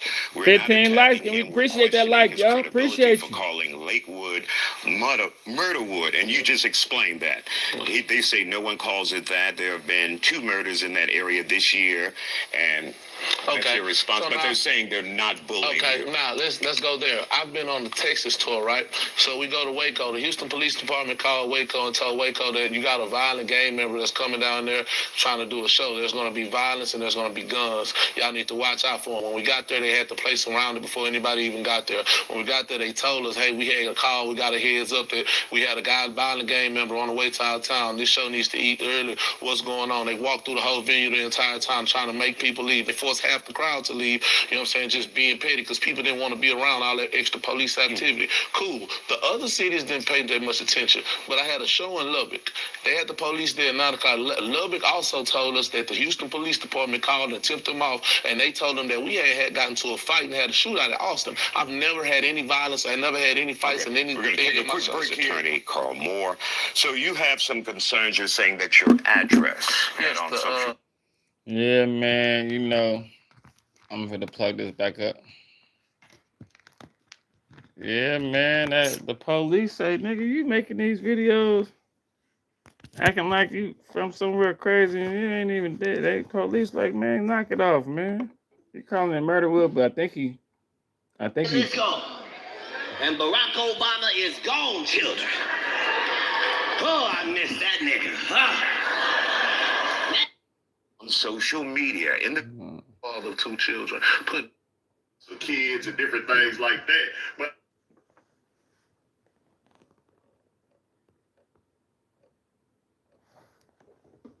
I wanted y'all to. And I am a single father of 2 children. Put me and my kids' life in possible danger. Taking a picture of exactly in front of the house and then putting the address right there where we at. Then they the Houston Police Officers Union just reposted that post with the address to try to laugh and say, yeah, his last arrest was in the suburbs, and put the picture exactly in front of my house where me and my 2 children stay. So we will be taking action, but I'm gonna let my that's lawyer what speak. Carl is here for. So what do you do in a situation like that, Carl? Well, slander and libel will not be tolerated. Precinct 4, Houston Police Department, neither one of those agencies are above legal action. If we find that they have violated his rights, we plan to pursue them to the fullest. All right.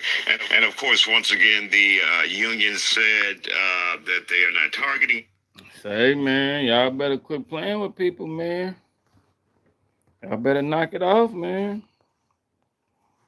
But yeah, though, I said what I said, and I noticed, like, I guess people have been, like,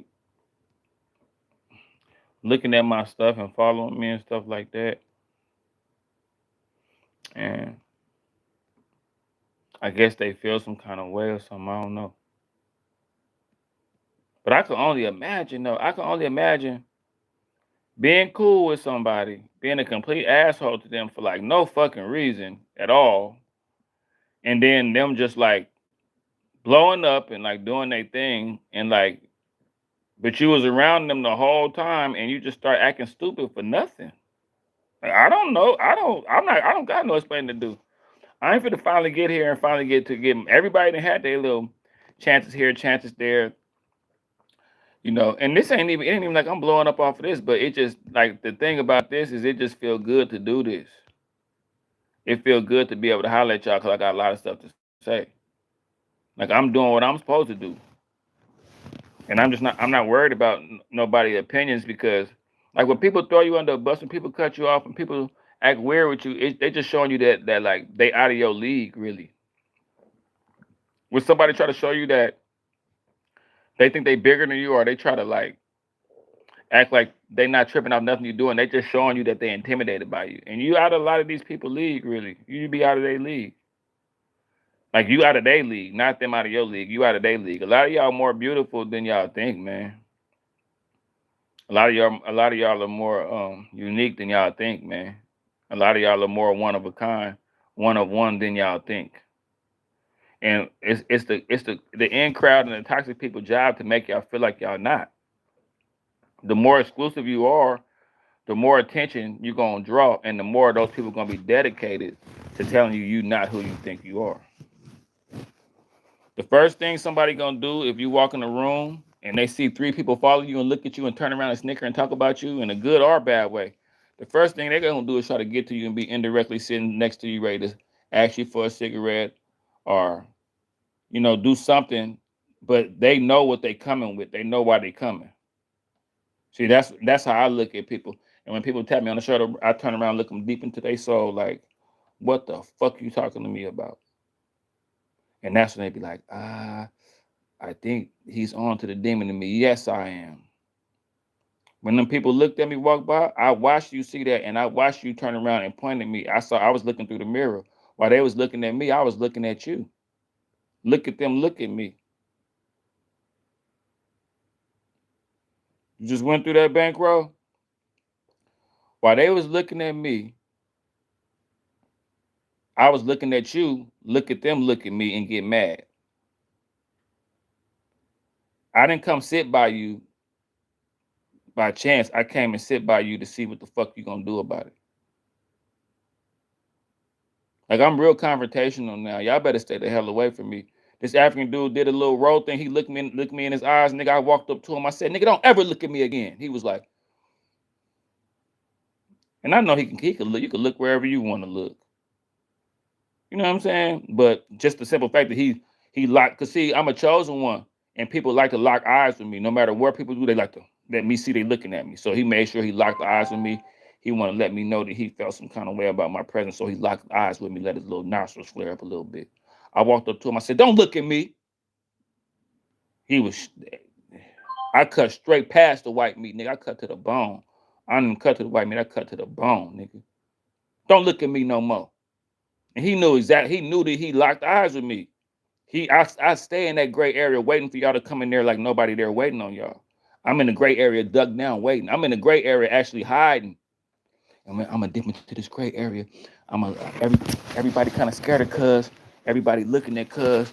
I'm gonna make sure I lock eyes with him to show him I'm tough. And when he locked eyes with me, I said, nigga, don't look at me. I swear to God, y'all. And then I paced around for a second and balled up my fist and bit my bottom lip and looked at him. No, nigga, I'm putting the address on that. FedEx to you overnight. Y'all better stop playing with me, because I told you I slapped a bird out the sky just for flying too close to me the other day. Shocked the shit out of me and everybody. Bird called itself just flying by hella fast, like he gonna just whiz. Like, the bird came like almost this close to me just flying. Nigga, I didn't, real quick, boom! The bird flew up in the air and landed. Landed like a damn 10 speed. And the people was looking at me. I hurry up and got up out of there before they called the SPCA or whoever the hell they gonna call them. But the bird was flying too close to me. You niggas flying too close to me. And yes, banana peels, thumbtacks, and hot coals if you come after me, nigga. Y'all thought Joshy was dead, huh? Y'all was happy, huh? Because we in our 40s, and you like, damn, man, Joshy ain't making all the hating we did, all the coming in the barbershop with haircuts, and all the weird shit we did. We got him, y'all. It took a lot. Congratulations, everybody, shake hands. We got him. You did your part. You did. We all did. And Joshy still. You look up. Joshy still coming. One eye, one leg, brains leaking out my head, sitting at the dinner table, acting like I didn't know. All the knives in my back, all the poison I swallowed, all the food y'all gave me, all the poison I done swallowed, all the knives in my back, and I'm still there laughing with y'all. Y'all can't believe it, because all the other times y'all did all that to me, I didn't notice it. I didn't have my spiritual awakening. This last punk ass bitch came in and really woke my game up. So now I know all this shit that's been happening. So I'm like Pocket Quiet Studios when he came back in. I got knives in my back, all the poison they didn't pour it into me. I'm just toxic now. All the darkness they projected onto me, and I'm still here. You ever sprayed that roach and that nigga still 3 legs? He's still. And I'm like, nah, leave me like this. Leave me like this. I don't want to heal. Leave me just like this. You don't want to get surgery, put your brains back in your head. I don't want none of it. I want them to see the damage they did to me. can't believe y'all, bro. I can't believe this. I'm still shocked. I can't believe it. But like now, your opinion don't mean a goddamn. Y'all wish your opinion means stuff to me. Y'all opinion don't mean nothing to me no more now. It could have meant something. Now it don't mean a goddamn thing. Like I told you, an eagle is not worried about what an ant thinks. And the ant shouldn't be trying to talk to an eagle. And how can I hear you? I can't. Like, what the fuck?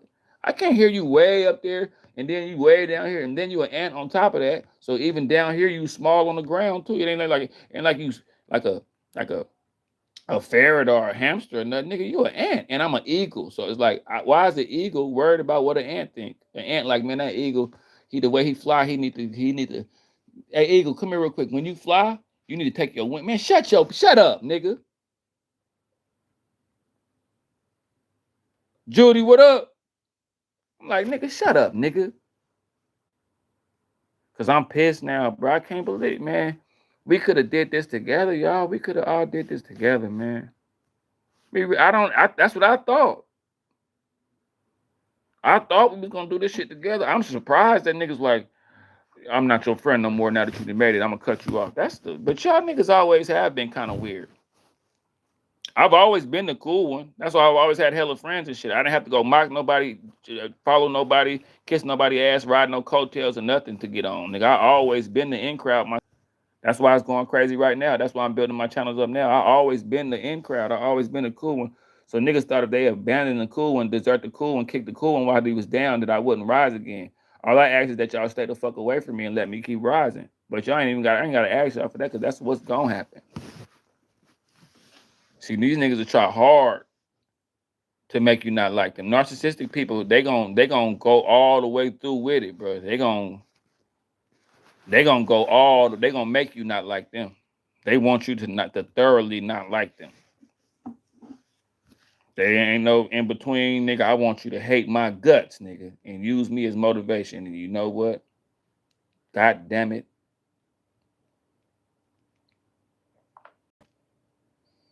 But yeah, I've been listening to a lot of stuff, man, and no lugs intended, man. No lugs intended. I don't mean no harm.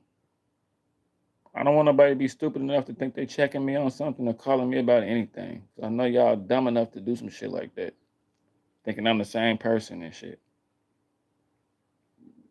But yeah, man.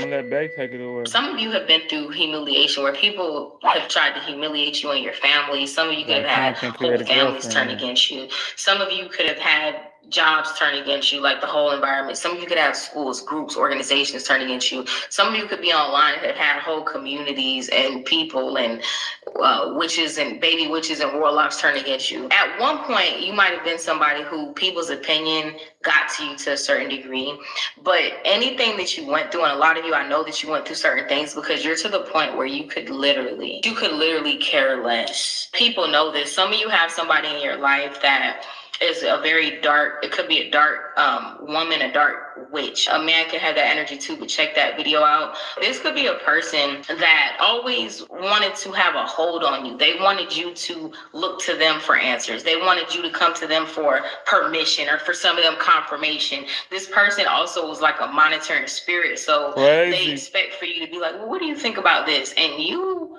move in complete, utter crickets. Let's have a moment of silence, because this is the type of silence that we give the calls. This is the type of silence that we give the monetary spirits. This is the type of silence that we give the kingdom of darkness. We give them nada. They don't get to know nothing. They don't get to know what's blessing us. That's why I don't talk to these people no more. If you ain't heard from me, I'm more than likely to figure it out. And it's okay, though. Like, it's cool. Like, you probably got a way you feel about me, too. I mean, I'm pretty sure everybody, see, when you're a chosen one, and you diagnose people, you say how you feel about them, they're going to say something too. They're going to say, I feel this way too. And it's like, I know you're going to say some stupid. I'm going to get up. I know you got some shit to say back to me, but we really know that you got a thing for me and you don't like me. I don't give a fuck about not liking you. I don't care about I don't even know how to not like somebody. I don't even know how to not like somebody. There's somebody bothering me or something like that. So when I tell you what I tell you, I know you're gonna have some fly shit to say back to me. You always have. You crazy too. You got your own little world going on where you winning. So And that's fine. And that's totally fine. I'm proud of you. I am. But all I'm saying is, me and you know what's really going on, nigga. Me and you really know what's going on, cuz. And I'm just like, how long have you felt this way, bro? I didn't know. I thought you'd be the last one, bro. But it's cool, though. Dog shit, cool, Joe. Your thoughts is what I got the food for. Let's carry on. Was hurting us, what we thinking about doing, what we did yesterday. We don't say no, we don't even tell them what we ate for breakfast. You understand? Entiendes. For some of you, it's that. This person, it's really sad. Very sad, and it's very pathetic. So sad. But this person once had a hold on you to where you might have reported to this person. For some of you, this could have been somebody who raised you. This could have been a hater. Some of you were raised by your biggest hater. Make sure that you check that video out. This could have been somebody that had like supreme hater energy. And so they always want to monitor what you do so that they can sow seeds and get into what you're manifesting, what you're creating. Some of them knew that if you were disattached from them, that you would grow apart from them. Some of you... They knew if they wasn't in your ear bothering the hell out of you, you would get focused. That's why they was calling your ass early in the morning. Waking you, hello? What you doing? Where you going? Where you at? Where you going? What you got on? How you breathing? How you feel? You having a heart attack? Your ears don't want to make it go. Like they keeping up with you.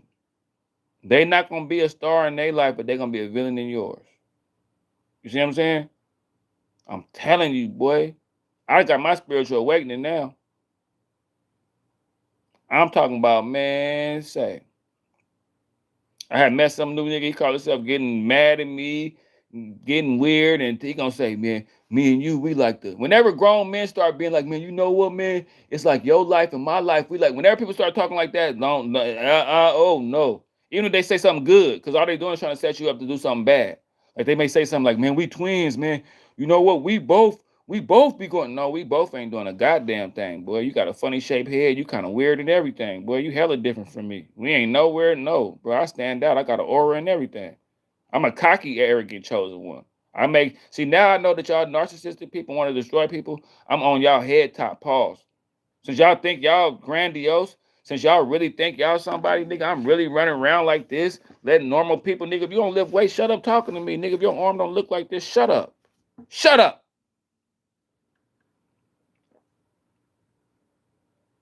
Arms ain't all that. To me, it is, because I'm a tough guy. I'm a G.I. Joe type of person. I'm a tough dude. I'm going to get the most out of being a man. See, most men don't lift weights. So most men ain't into being a man. I'm into being a man, and I know being a man, I can make my arm look like this. Talking to somebody else about a bunch of stupid shit ain't going to do nothing for me. You know? Talking about something that ain't going to do nothing for me. So, yeah, bro, like, I'm into this kind of stuff, man. And I'm arrogant now, but it's a noble arrogance. Like, I might ask a nigga, do he need any Grey Poupon? Because I got it on me. I ain't gonna ask you, do you got any Grey Poupon? I got Grey Poupon on me already, nigga. This Grey Poupon Records, nigga. Matter of fact, Joshy Grey Poupon is the new nickname now. And it's like, yeah, bro, like, I see why they wanted to humble me. I see why they wanted me to think their opinions counted and stuff like that. I could see why they kept a close eye on me, because I'm a hard act to follow, man. I'm something else, man. But I won't be humbled, though. You're not going to take this butterfly and trap it in a mason jar, bro. Just because you don't know what to do with it. I'm the butterfly that'll shoot my way up out of that. You'll go look in the mason jar, I won't even be around, nigga. I'll be jumped on the back of your... like a little critter or something, boy. You know what I'm saying? These trolls, they so best, man. These trolls don't know if they want to be your friends or not. I don't be worried about them. Y'all some kids, man. Y'all some kids, bro. I know y'all, I wouldn't speak to y'all, look you in your eyes, and even acknowledge y'all live if I was around y'all in person. So this the most you'll get. See, I used to be humbled, like, but now I'm arrogant, and now I'm mean now, because I know narcissistic people gonna try to destroy you anyway. Y'all been putting glass in my food and rat poison and shooting me with arrows in my back this whole damn time. Now I'm wondering why I don't get nowhere with y'all. I'm wondering why Niggas was coming in the barbershop to get their hair cut, bro, and I'm a barber. Niggas was coming in the barbershop with haircuts, and I was a barber already. That's how much they, like, now that I'm looking at about how petty this shit was, it's in, and now I'm safe. I got my YouTube and shit. I ain't gonna need nobody for shit.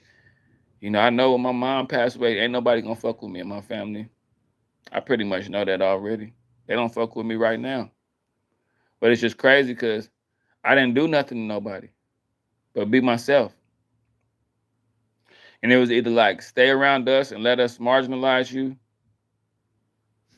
and let us hate the hell out of you. Somebody thought that they destiny swapped with you. Let me see something real quick. Hate the hell out of this person. Hold on real quick. Y'all give me 1 second. I'm gonna be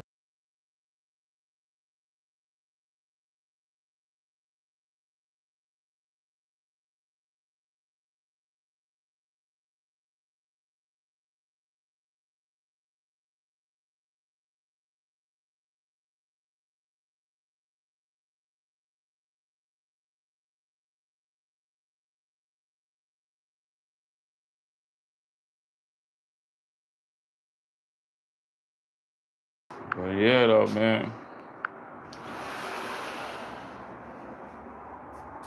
I could have been thinking like this, and I could have made it better. But it's like a lot of people, you know, you'll be surprised. And it's that gray area that I be talking about that I stay camped out in. I stay camped out in the gray area. I stay in left field. I stay, you know, in the misunderstood like area. It's comfortable. I like it. Because people be threatened and people view you as a threat. They ain't gonna never fuck with you no matter what. You a threat, bro. They not gonna never rock with you. Don't even look for the opportunity. Just keep doing you, bro. You ain't. They the ones that, you know, they the ones that doubt you and make you feel like you're not doing something. Stay away from them. They don't think your existence is a privilege. But it is, bro. It really is. And people will try really, really, really, really hard to make you not think that, bro. People will try really hard, y'all. Some of you have been through. People absolutely hate that you don't need their validation. I'm waking everybody down up. Y'all best believe it.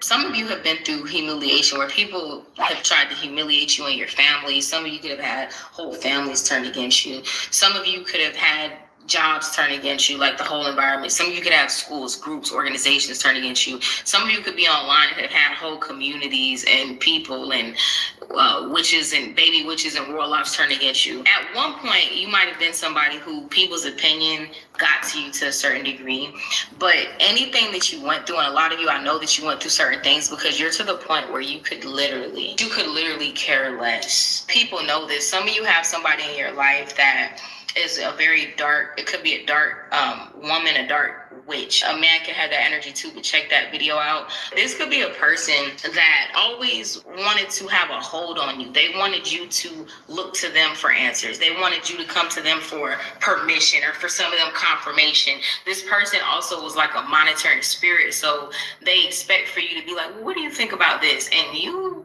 move in complete, utter crickets. Let's have a moment of silence, because this is the type of silence that we give the calls. This is the type of silence that we give the monitoring spirits. This is the type of silence that we give the kingdom of darkness. We give them nada. They don't get to know nothing. They don't get to know what's blessing us, what's hurting us, what we thinking about doing, what we did yesterday. We don't say no. We don't even tell them what we ate for breakfast. You understand? And again, this, for some of you, it's that. This person is really sad. Very sad, and it's very pathetic. But this person once had a hold on you to where you might have reported to this person. For some of you, this could have been somebody who raised you. This could have been a hater. Some of you were raised by your biggest hater. Make sure that you check that video out. This could have been somebody that had like supreme hater energy. And so they always want to monitor what you do so that they can sow seeds and get into what you're manifesting, what you're creating. Some of them knew that if you were... It used to be this nigga used to watch me sell drugs and shit. I had to tell him, look now. Me and my plug told him. I used to go bust, I used to sell dope out this barbershop. And every time I would like run outside or like run in the back or something like that, used to be this one dude that used to always be like looking like, watching me do it and shit. And I'd be like, why you? Then one day he was like, hey man, you got to start being careful, man, because the police, they be coming. And I said, bro, listen, my nigga. Shut your, come outside. Well, matter of fact, that car I've been going, come outside. We want to talk to you. My partner Sharon was looking like I did all the talking, but my nigga was looking at him with that death look like, just making sure, let me look at you, bro, since you so fucking nosy. Since every time he come out here, you in the window looking out here. You gonna mess around and see something from them, that you would grow apart from them. Some of you, it was always meant for you all to go in different directions. You're to the point where you care less about what any of these people think, but especially it's a particular person that you don't care about their opinion. This is eating this person alive. And you know what? I don't subscribe to what shit doing to people. I'm one of them people. I don't really subscribe to what my success is doing to somebody. I'm more hurt that niggas couldn't do it with me. Like I say stuff here and there, but I can only imagine. Like I don't get it. I know a nigga that played Keep Away with Deshaun on purpose, and I'm playing Keep Away with Deshaun just because people are like, I get it though, because people kicked me while I was down. I get it. A lot of people wanted to bet against me. A lot of people said, you know what? I'm going to show you that I'm not your friend, and I'm going to not be your friend. Like, a lot of people did me like that. A lot of people instead was like, you're not going to make it on YouTube. You copying other people's content, you this, you that, and you this. A lot of people just thought I was a pipe dream. So I could see why they stand away from it. This person cannot take the fact that you truly don't care about what they think and they know it. This is a person who even could try to provoke you. Some of you are dealing with somebody that tries to provoke you. They could tell you stuff about your... Petty internet games. I see it, and I'm like, wow, that's petty. But you always have been a petty. So like, oh, you're doing this, you're bad this, you're bad that, you're no good at this. This could be a person that's trying to tell you things negative about yourself to get you to have a reaction, and you don't. You could care less about this person's opinion. You don't have any respect for this person. You might be respectful because you respect human beings, but you don't have respect for this person. You don't see this person in a way to where, why would their opinion ever count? I'm going to be nice when I use an analogy, so I'm not going to use the other analogy I was going to use, but I'll say this. It's like being a bird and caring that a fish cares how you fly. Like, you don't fly. You don't have nothing to do with what I do. Why would I care about a fish's opinion about what it looks like to fly? You're always in the water. I'm up in the sky. This is somebody who, for lack of better words, they're not qualified for their opinion to even count. Some of you are dealing with somebody to where it's like, this person ain't mentally right. Narcissistic, sociopathic, all these type of different disorders that these crazy people be having, and they got the nerve to think that you care about their opinion? Why would a maniac's opinion count? Why would a liar's opinion count? It don't. Why would somebody who tries to destroy your entire life opinion count? It doesn't. You grew past that. This is irking. And that's what I'm saying. Like, that's why they stay away from you, because it's like their whole purpose was to throw you off. Once they realize, nigga, I can't throw you off, man. Why I'm gonna be around? My purpose was to throw you off and get you rattled and throw you off your game. It ain't working no more, so I'm gonna go do it. Find somebody else. Shit, it's not working here. I tried to tell you something bad about yourself. You shook it off and kept on doing what you was doing and act like what I said didn't mean nothing, bro. I don't like that. I want to be able to be a negative influence in your life. I want to be a dark cloud in your life. And if you and I'm a family member. I'm a girlfriend. I'm somebody that's been knowing you really well. So I would think that I can get through to you because I know you well. Like other people, you know how to see them coming. You know the other, but like I'm a close person, so you're supposed to let me stab you in the back and do you wrong and stuff. You're supposed to, but see, I heard Oprah say that people don't be responsible for their energy. You ever try to talk to somebody and they try to argue with you and you try to just say, hey, let's just like, and they like, no, I'm on. It's like, okay, well, look, I'm finna go sit in the car. Because clearly this is something you want to do. A lot of people are just walking chaos and they need somebody to latch it to. They need a chosen one. They need an impact. They need a genuine soul. They need somebody that can care. That's somebody that care. But anyway, though, man, I love y'all, man. And I just be venting. I be telling y'all real stuff. And like I said, the people who I might be indirectly talking to or whatever is going on, y'all don't be hitting the like button and y'all don't talk to me. So I don't think y'all in the chat listening to me. Because wouldn't that be really weird? Wouldn't that be weird as fuck for you to not share my stuff and for you to not call me or talk to me, but for you to be able to be in my chat and hearing what I'm saying? Wouldn't that be kind of weird? But y'all some weirdos, so carry on.